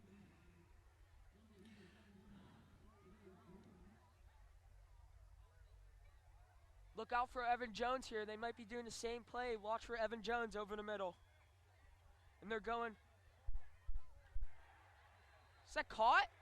Oh, my goodness. Is that Brody Campbell? How is that caught? That is an awesome and fantastic catch What? by the junior, Brody Campbell. I mean, we were blocked by the defender, but it didn't seem like there was any way to get the ball in there. Wow. Good throw. Joey led him well. Brody Campbell with the much-needed touchdown reception.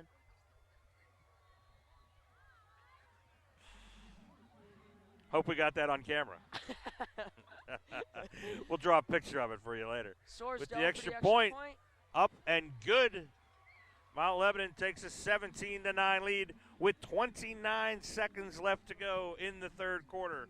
An incredible reception by Brody Campbell in the back corner of the end zone, seemingly well guarded by the Hempfield Spartans, but manages to come up with the ball to lead. It was a 3-play, 12-yard drive that took all of 52 seconds, Colin.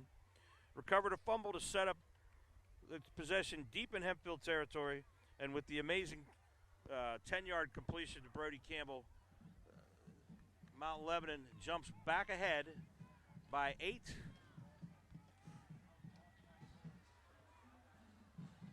Noah Buda will be set the ball to It's a kick game this of ball momentum. away. We were just talking about how Hempfield seemed fired up, and Yep. Mount Lebanon was hands on their hips. Still, the energy has been taken out It's of the it's band calling. The student It's the section doesn't band. look into it. There No, is usually no. we- Wait, look. By the concession stand, there are 2 band members running back onto the track. This is big. They're a breakaway unit from the band.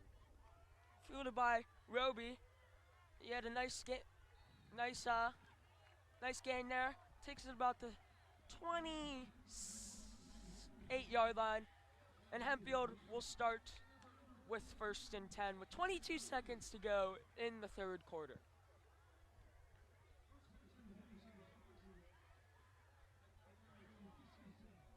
I'm not gonna lie, this game's going much faster in the second half. Amen, Colin. Amen. Curious about the 2 guys from the band, though, back by Yeah. themselves. For sure, for sure. They missed the bus. Rameli in the gun. Roby right next to him. Looked gonna like be a hole there on gonna William be Harvey. Gonna be a screen to Roby. Oh, is that JB? Look at that motor. Out of That nowhere. motor. Not giving up on the play is what JB Nelson did there.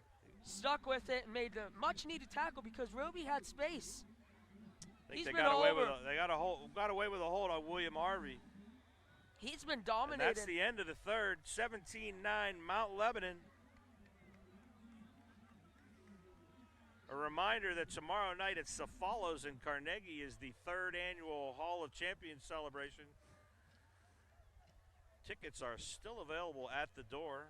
Here, you can hear the Hempfield band here. The Hempfield Band bringing a little music to the stadium. Sweet Caroline, is that what it is?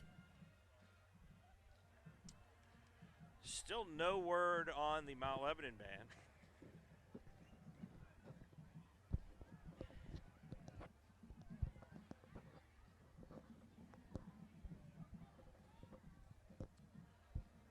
We were just talking about him. JB Nelson has been playing phenomenal this game.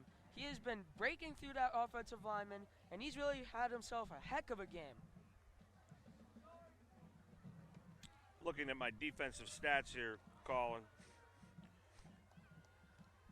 JB entered the game with 22 tackles, 10 solo tackles, 1 fumble recovery added to that total this evening. Doesn't have a sack. In fact, Mount Lebanon has only managed 6 sacks on the season. Mason Ventrone has 2.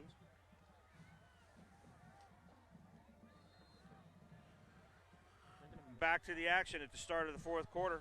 Ramali in the gun with Roby to the left of him. It's going to be a counter play to Roby. And he spins off tacklers. He's still up. Now he gets a little Jack Sullivan to him. And out of bounds. Jack will always finish a tackle. He will. No doubt about it. Roby tough Roby's- coming back into the game. I mean, he's 5'8", 153. He plays like he's 6'2", 225. He does. I don't know if he's taking a play off yet. Yeah. Offense, defense, special teams. Sullivan, and I'm not sure who he was joined by, drove him into the ground well out of Everett bounds. Lefevre, number Everett 16. Lefevre, another hard-hitting senior. Ramali's back. He looks. Stepping up in the There's- pocket. oh, got away out of with the hold. They pocket. called They're it gonna there get- this time. This play's dead. Oh, and a clip. Thank you.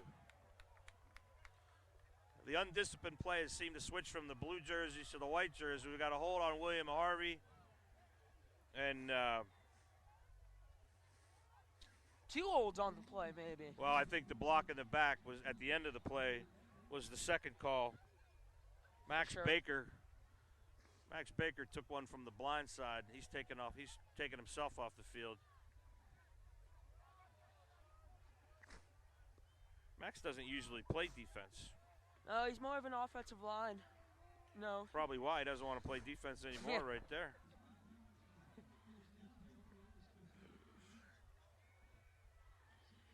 So Hempfield will start at the Mount Lebanon 30, their own 25-yard line. It will be first down and 25. Maryland Terrapins are down 28-0, I believe, Colin.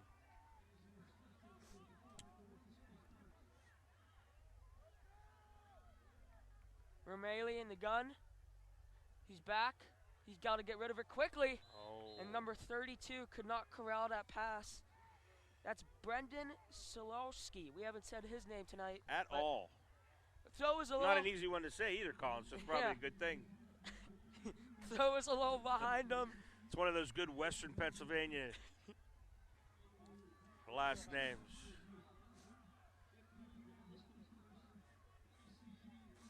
Now, they just announced the lost person, the lost and found, but we still haven't found that band, Colin. Yeah.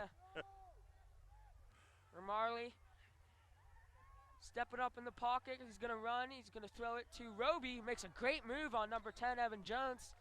Gets back to about the line of scrimmage. Who came up late Little- there for the Blue Devils? And someone's holding their leg. This does not look good. Is that- The tackler, is it Teska or is it Rolfson? I think that's senior Sam Rolson. Might be a cramp. Yeah, they're holding it like it's a cramp. You know, this hot night, humid night, you're going to have these types of cramps. Guys get fatigued, especially with high school players playing both ways these days. Bob Pelko doesn't look too thrilled.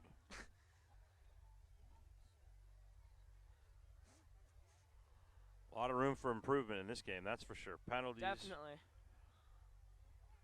Discipline, all that stuff. Oh, you see the budget truck. Maybe they're taking the band somewhere. It's a What truck. a keen eye Colin when he notices the budget box truck has just pulled out of the stadium. I'm not sure if that has band members in it or band instruments, but right now that's our leading tip on where the band might be. Here we go, Colin. Surprisingly, it's still a one-possession game, but Mount Lebanon has 22 first downs. Hempfield has 7. Wow. Sam Ralston doesn't look like, I can't tell if it's a cramp or not, but he doesn't look too much like he's coming back. Seems to be favoring the left leg.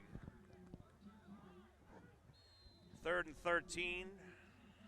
It's going to be number 23, Joey King, to try and replace Sam Rolson on this. Hempfield is only 1 for third 8 down. on third down conversions tonight. 3rd and 13. Expect Mount Lebanon.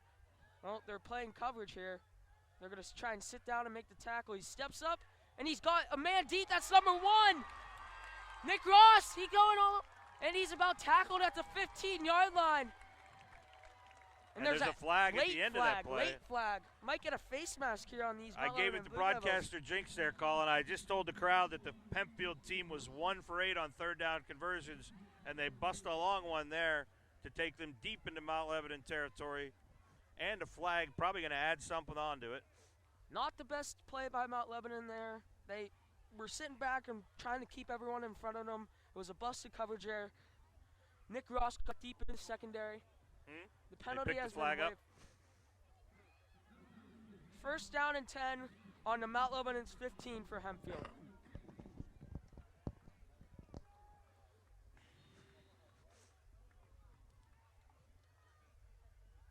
As late substitutions for Hempfield. Romali's looking over to the sideline. Roman for the play. Pellis coming into the game. He's been a factor in a lot of big plays tonight. He has. Single coverage out on the far left. It's going to be a run. That's Roby. Ball's loose and the again. ball is loose. Into the end zone. And that's Recovered gonna be by Mount recovered Lebanon. by- Jack Sullivan's falling on it. Is that gonna be a Touchback for the Blue touchback? Devils. Boy, what a stick that was. The ball came out, went a good 12 Wow. yards. Wow, that's going to be a fumble. I didn't see him who hit him at first, but Jack Sullivan with the fumble recovery. And again, the Blue Devils bail themselves out with these Hempfield threatening with all these red zone appearances. But Blue Devils, like I said, bailing themselves out with the 2 fumbles. And I'll tell you, you can really see, you can start seeing in the body language of these Hempfield kids. Yeah. They're frustrated right now. Alex with the hit. Alex Teska with the hit. Knocking the ball loose, recovered by Jack Sullivan.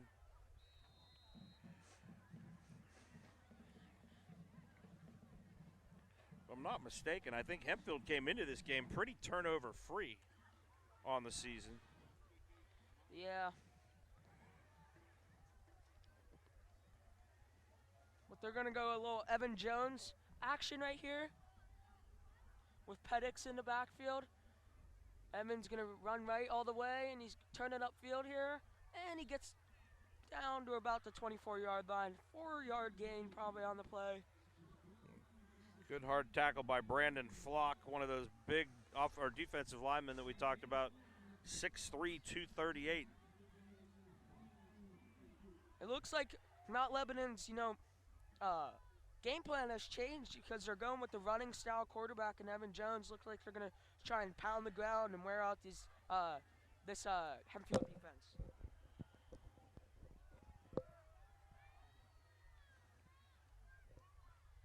And it's going to be a run to the left for Jones. He's going to try to get outside. Oh. And Roby's got that. And there's another a late flag. penalty. A late penalty. Looks like they've got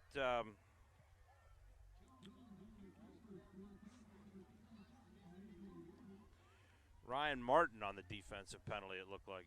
Number 42 in the secondary.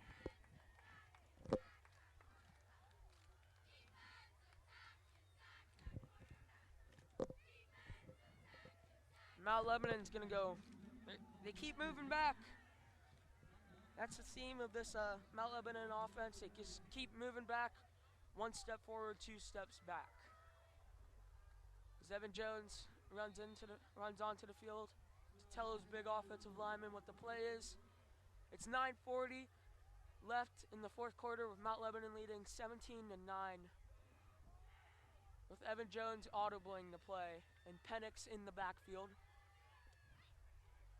Jones under center here. They're going to give it to Penix, and he's going to get about 2 or 1 on the play.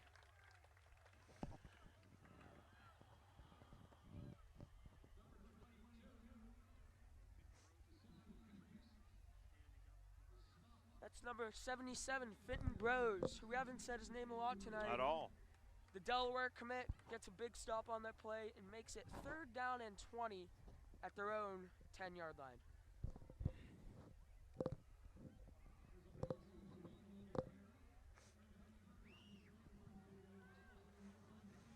They're going to go I formation here with Evan Jones and Penix in the backfield with Ryan Martin as a fullback. Looks like Hempfield's bringing the house, and they are. Penix gets a good hole, and Penix! Oh! Penix is good! No flag. Penix is going to go all the way. No flags. Mount Lebanon strikes for 6. Wow. Who would have thought, with the blitz coming, that Penix would go 90 yards on the play for a Mount Lebanon touchdown. No flags on the play.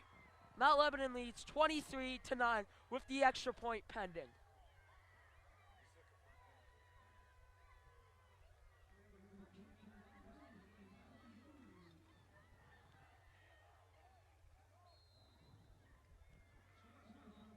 Sorsdale for the extra point. Sullivan with the hold. And it is good. So Mount Lebanon with the big splash plays. We talked about that earlier in the game.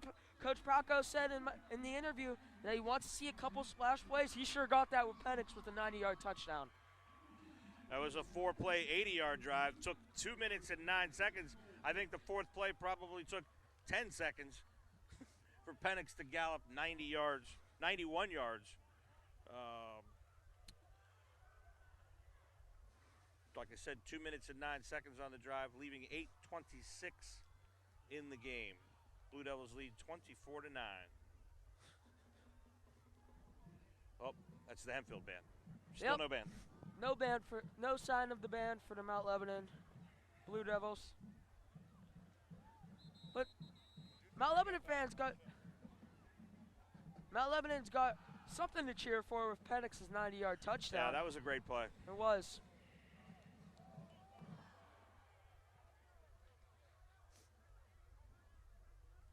Nick Ross and Nathan Roby back to receive Buda with the kick. Buda kick.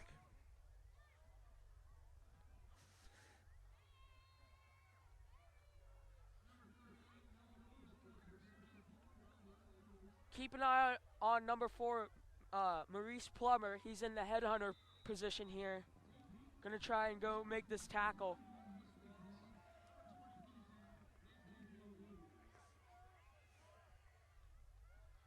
And Buda, a line drive kick. Knuckleballer. Roby's gonna field it, and he's gonna make a good return to about the 34, 35-yard line. So Hempfield with good field position here at their own 35-yard line, going into the east end zone.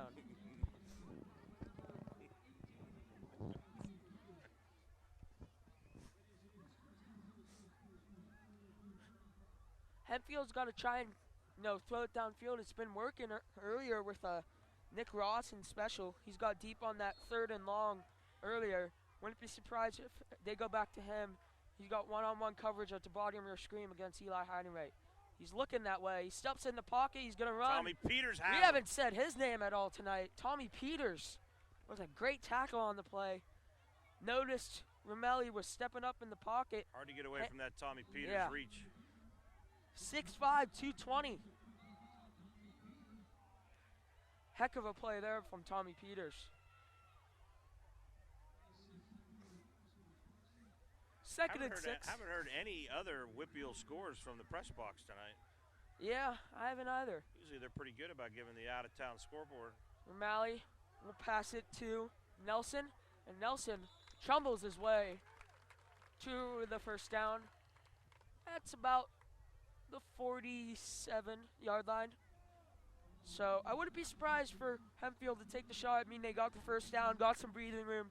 Wouldn't be surprised for them to take a shot to Nick Ross, especially with one-on-one coverage with Brendan Anderson, who's had little experience in these games. They're going to go with 32 over the middle. Jack Sullivan He laying the wood. He had a little beef on that ball. He seemed that a little hard looking. He was a major league pitcher or something.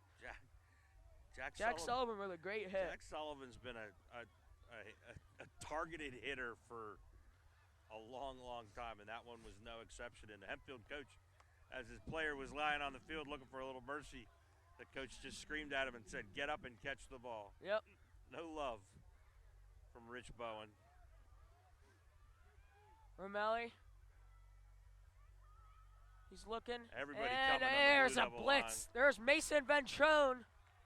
You know, the thing about Ball Palco and his new defense, he's going to get the most athletic guys and going to try and play them in the position that fits him best. You know, Mason Ventrone came in as a quarterback last year in Mike Melnick's defense. He's transformed to an outside linebacker, and he's doing a pretty good job on that We play. were talking about how Romelli doesn't step into too many of his throws. I don't think he's going to step into too many the rest of tonight or even next week. He's already taped up on the left ankle. He's been limping all game, and it's gotten worse every down. And here comes here Evan comes again. the pressure. And Hempfield fans want a penalty, and they do get it. That's probably going to be pass interference on Eddie Kubert, the senior captain and the leading tackler of this Blue Devils defense. So that's probably going to bring up 3rd and about 6, because it's not an automatic first down in high school. Well, if they're discussing it right now, maybe they might be discussing whether it was within 5 yards. They could. The Hempfield fans certainly wanted the call, but the referees seemed a little uncertain as to what the. Now, the body language of Romelli gives me the impression that there's going to be no call. Yep. He walked He's away coming from off the referee huddle sideline. frustrated, palms up. Kind of like that look my kid gives me when I tell him he can't have any money. What are you talking about? And they're going to go, the referee are going to now go we're over to giving it Ball to them. Palco. And it's going to be a first down. Apparently one of those officials did some real good lobbying to the other 3 because Romelli clearly walked away from the huddle thinking there wasn't going to be a call. But It's going to be an automatic first down, so a costly penalty from these Blue Devils defense. They're moving the ball up to about the 41-yard line. Wouldn't be surprised if they take a shot to their playmaker, Nick Ross, and their other playmaker, Roman Pellis, each on the top and bottom of their screen, working in one-on-one coverage. He's going to have to get rid of it quick, though, because he The can't move, defense is coming. and he can't move. Yep. He's pointing at Evan Jones at the outside linebacker position. Timeout by Palco. Saw something he didn't like. With 6:40 to play in the game, Mount Lebanon leads 24-9.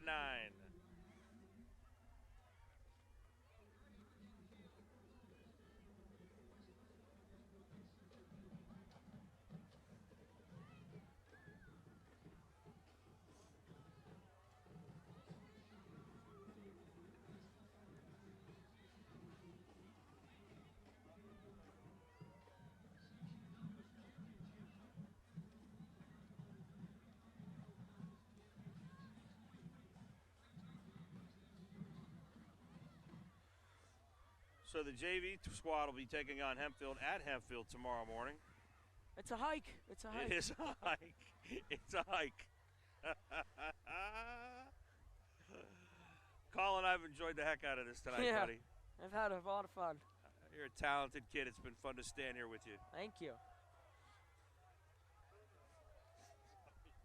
It's a hike.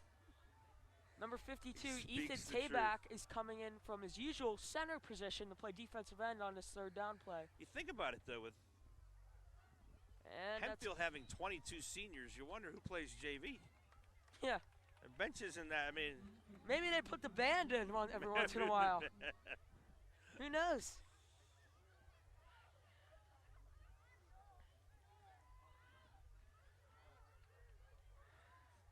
Trying to work quickly is Romali. Roby will be to the right of him, snaps back, and that's a tip ball JB. by JB Nelson. They had that little open underneath They pass had. in the middle They again, did. Colin. JB, not this time. He was looking at Roman Pellis, the junior. That's a smart play by JB Nelson. If you don't have the offensive lineman beat, he's 6'6". Put your hands up, Put your hands up. and maybe you'll get a tip ball or maybe even an interception. But great play by JB Nelson holding a 3rd down and 2 here at the Mount Lebanon 34-yard line. Well, it's a chess match. Yep. The Hempfield coach barking out orders. Bob Palco barking out orders. I will say this, you can hear a lot more when the band's not here. You're right. And it's going to be a quick 5-yard curl by number 4. That's Roman Pellis on the play. So they've gone to him 2 times in a row. Blue Devils kind of want to keep everything in front of them on this drive, not give up any big plays.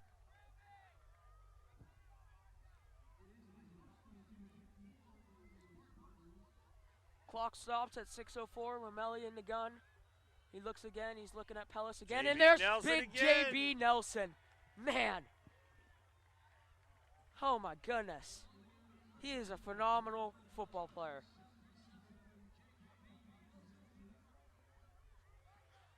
The last 5:48 can't go fast enough for Romeli, I'm afraid.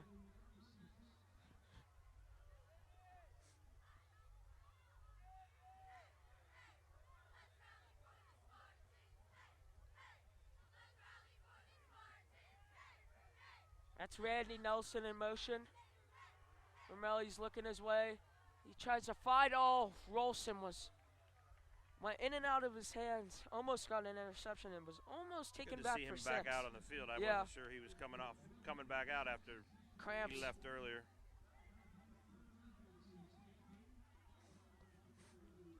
Mount Lebanon making substitutions as number 16 senior Everett Lefevre is now come in the game, as well as junior Ryan Martin. So some defensive substitutions for Mount Lebanon, getting the guys they want in for this 3rd down and 16, trying to keep everything in front of them and allow no big plays. But Romali's taking it back, and Ryan Martin off the mow. Oh, and they got him.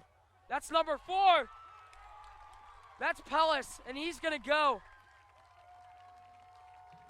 Looked like the sophomore Brennan Anderson bited on that 10-yard out, and it costed him for a touchdown here. And what a pass by Romeli. He's had people in his face for the last 10 minutes. He ended up on his back with at least 3 or 4 guys on top of him. had no idea that the pass was completed. He is a warrior. Yeah. This is a weird play from Hempfield. Most teams will wait until they score another possession to go for two. They're What's risking the rule book game. on this one, Colin? I mean, Usually, is he chasing the points too early here? Or no? I think I got momentum with the touchdown. We'll see if it's a good decision here. He's stepping up. He's bowling to the right. Get it, it's still a two-possession game. And it was a good. And it's complete. It was a great decision. Great decision. As Ramelli gets hit again by number 10, Evan Jones. And it's the first time we've seen Ramelli get out of the pocket all night. So Hempfield, with all the big plays he's given up, crawls back into this game, and it's 24-17 Mount Lebanon with 5:16 left in the fourth quarter. And it was an 11-play, 65-yard drive that took 3 minutes and 4 seconds. Colin, you remember Mount Lebanon had them pinned on a 3rd and 16 where they got the pass interference called that gave them new life. That's key. The final play was the 35-yard pass and a 2-point conversion. Ramelli just reaching down and finding something somewhere to complete those two passes to get the Spartans within a touchdown with 5:16 to play in the fourth quarter.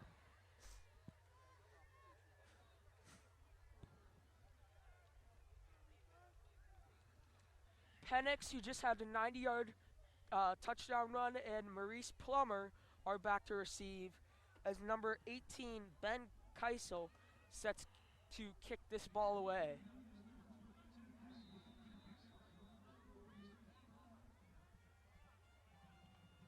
Little pooch. That's going to be Eli Heidenreich.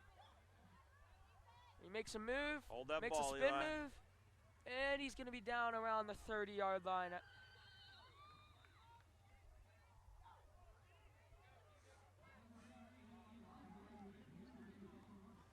So the Mount Lebanon offense will set loose at the 30-yard line, hoping to put this game away with a couple first downs, as Hempfield will probably have to use some of their timeouts. But they've got 3 to go. This game is not over if you look at it from Hempfield's point of view.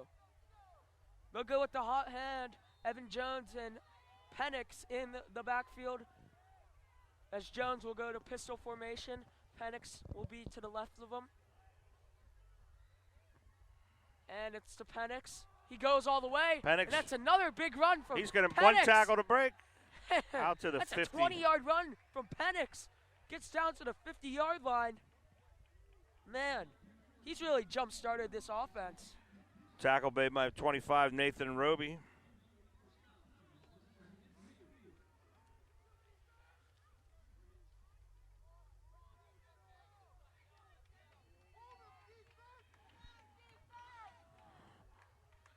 The Hempfield faithful encouraging their defense to stand up.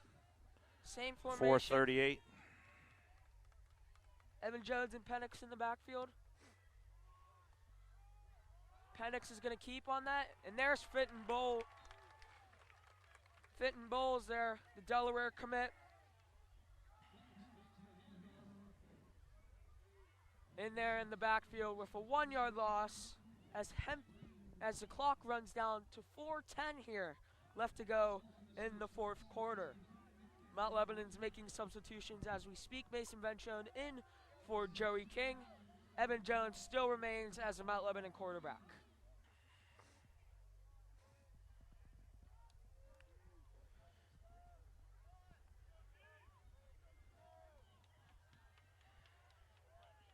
No, I think this is going to be an Evan Jones run up the middle. I know he's back set the pass. They've got Venchon, and it's overthrown. Roby had the safety coverage. It was a great call by the offense coordinator to try to stop him. It was another stop and go there for Mount Lebanon. And he got Venchon Venchon, he's got like 6 times when he was open down the field. That's been the story of the night in the deep passing game, just missing receivers who seem to be open. 3rd down and 11. Big play here for Big Hempfield. play. Need a stop. Yep. This is definitely punt territory for Mount Lebanon. Yeah.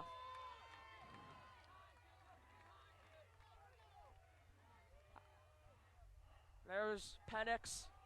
They ride in the hot Bumps hand. outside. And they do ride the hot hand.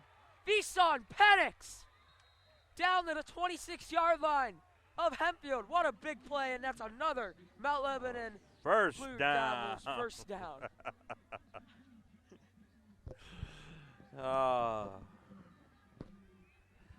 Right in the hot hand. You called it. Yep.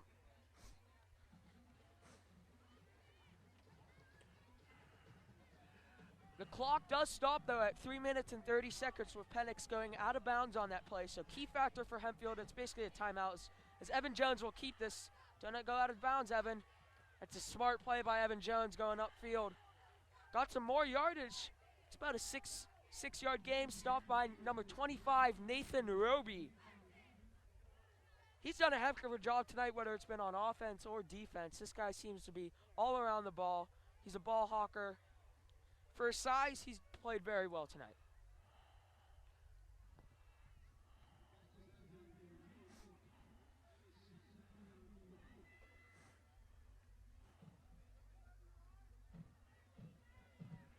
Clock ticking through 2:50. 2nd and 4.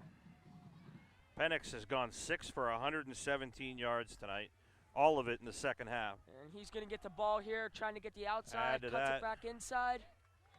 And about a 1 or 2 yard gain as Hempfield will take their first timeout. And Mount Lebanon, they got arguably one of the best kickers in the Whitfield. They're not scared to send out Casey Sorsdale for this. No. They're definitely in field goal range if you think about it. Be about a 30 during the halftime, we were watching them kick 40-plus field Yeah. goals with ease.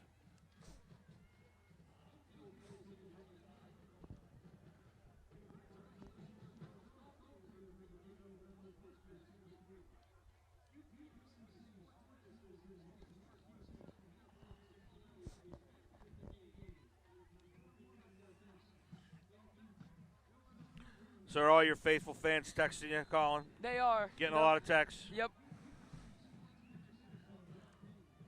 It'll be 3rd down and 4, and with a Whitfield legend coach like Bob Palco, you think he rolls the dice and maybe even throws the ball and maybe goes for it. As we see, Joey Daniels will come in as quarterback. I'm not sure if Joey's limping a little bit. Have you seen that?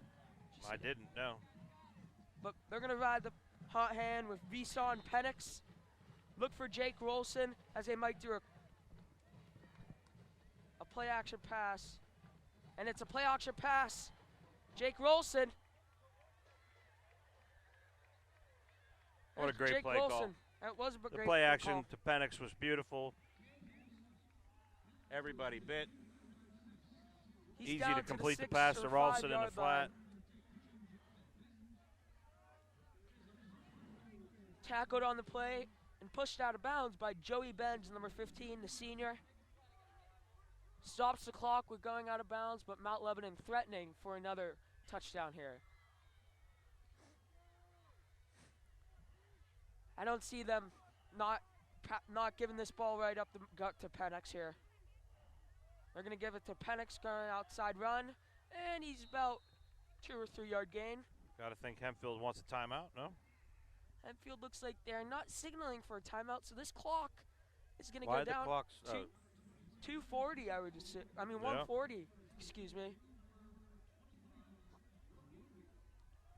Mount Lebanon's sure going to eat this clock up. Still 20 seconds left on the play clock. It'll take it down to about 1:38 to Yep. snap the ball. Mount Lebanon's lining up like they're going to snap it sooner. With Penix to the right of Evan Jones. Might see a read option play with Evan Jones. Oh, definitely motion for Mount Lebanon, but not caught by the And officials. did he extend it? It's a touchdown! Vison Penix! Lasota got away with one there. He was the motion man and clearly cut up field well before Wow. the snap. How about that? Vison Penix, who came in as a second-string running back. Well, Well, third string at the beginning of the year. Yeah, the injury to Chandru Vaughn gets him in the lineup tonight, and he's Yep. really taking advantage of the Yes, opportunity. 2 touchdowns here for Penix. That's Sorsdale for the extra point. Sullivan with the hold. Snap is good. Hold is good. Kick is good. 31-17 Mount Lebanon with 1:35 to play here from Mount Lebanon High School Stadium. Colin Whitty has been the man of the hour this evening, doing a heck of a job on the play-by-play while Brian Walters and Denny Pastufka are out of town. And Colin, it's really been a lot of fun. Yeah, it's been a blast. Not so much for you, probably, I guess. So the Blue Devil drive, 9 plays, 70 yards, took 3 minutes and 31 seconds. Capping it was the Penix 4-yard run for a touchdown. Penix is now 9 carries for 124 yards Wow. and 2 touchdowns. Wow. Your Mount Lebanon math tells you that's an average of what per carry? 9 for 124, Colin. I would say about 16. I'll take your word for it. Something around that area. I'll pull it up. What would we do without the phone, right? No, you went the wrong way. It's all right. I'm here for you. 13. Thank you. Apple said it's 13, so it's got to be 13. Yep. 13 point something. Buddha, a little pooch kick. Trying Out to get of the ball. bounds. Nonsensical football. Kicking the ball out of bounds with a minute 35 Looks like they tried to get away from Roby on that play. It didn't work out in their I favor. understand you're trying to prevent the big return, but that ball didn't have a chance of staying within the white lines. So, Hempfield. Start from their own 35. Gotta feel like Hempfield is in panic zone. They gotta throw deep balls, try to get a big splash play, and maybe even try for an onside kick. And you know, I have to think the Blue Devils are pinning back their ears with a 2-possession lead. They are. Big J.B. Nelson's going to be coming. Tommy Peters, maybe even Evan Jones off the end. Looks like they're playing coverage, just rushing 3. He steps up in the pocket and he throws back to number 20. Oh. That's Randy Nelson. He got Tackled on the play by Everett Refever. I think the As the turf monster got him before Everett did. The clock keeps running here, folks, down to minute 20 as the ball is on the Mount Lebanon 44-yard line. Takes Strong snap arm. and he's going deep, and that could be picked Picked off. off by Brendan Anderson. And that will wrap up Take the a game. knee. Take a knee. Take a knee, Junior. Ooh! Evan Jones got showed a little something to number 74, Josh McNamara. And the referee threw a flag Yeah. for it. That's, look, I know Brendan got the interception, wants to make a big play, but in that situation, Go down. take the knee. And this will likely wrap up the game as Hempfield will probably Personal foul call on Evan Jones. wouldn't think they would take 2 timeouts down 14. Just don't see that happening. Well, Mount Lebanon's going to take a knee. Yeah, they're I going to would take a imagine. knee. Maybe not on first down, but Yeah.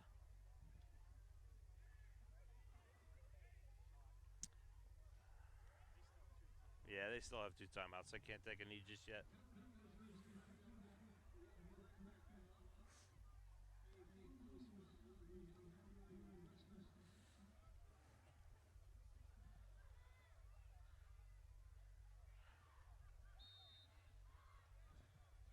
So it's 1st and 10 for the Blue Devils from their own 24-yard line with 56 ticks left on the clock. Mount Sure. Lebanon with a 31-17 lead. They're riding the hot hand again with Penix, and he's got the outside and some. But heck of a play by Nathan Holy Roby. cow. Looked like he had that edge, didn't it? He did. He came out of nowhere. No, we're going to talk about this guy all the time. Nathan Roby is one of the best players in the Whipple. This guy, it hasn't, look at him. He hasn't even looked like he's got fatigued at all. And I've said it a couple times, Colin, he's only 5'8", 158. Yeah. And he's taken on kids all night, offensively and defensively. It's not about the size in the dog. It's about the fight in the dog. And Something Mount like Lebanon will take a kneel to end this game. So with some boo-boos, Mount Lebanon will win this game 31-17. Mount Lebanon takes care of business at home versus a 6A opponent in Hempfield. as we would usually hear the band at this moment. Yeah, but- we would normally hear the band playing off the Mount Lebanon But- fight song. But Colin, heck of a job by you tonight, buddy. Hopefully we'll get back in the booth again Yep. when Denny and Brian need help in the future. But I will tell them that whenever they need you, they should use you because you did a heck of a job. From Mount Lebanon Stadium, 31-17 Blue Devils. They move to 4-2 on the season, and Hempfield moves to 2-4. Signing, anything left you want to say? Say goodbye to all those cousins, Mom. Yep. Thanks to Dad for filming. Thanks to Jack Kazara for spotting and all the stats. It's been a great night here for Mount Lebanon football. Take care.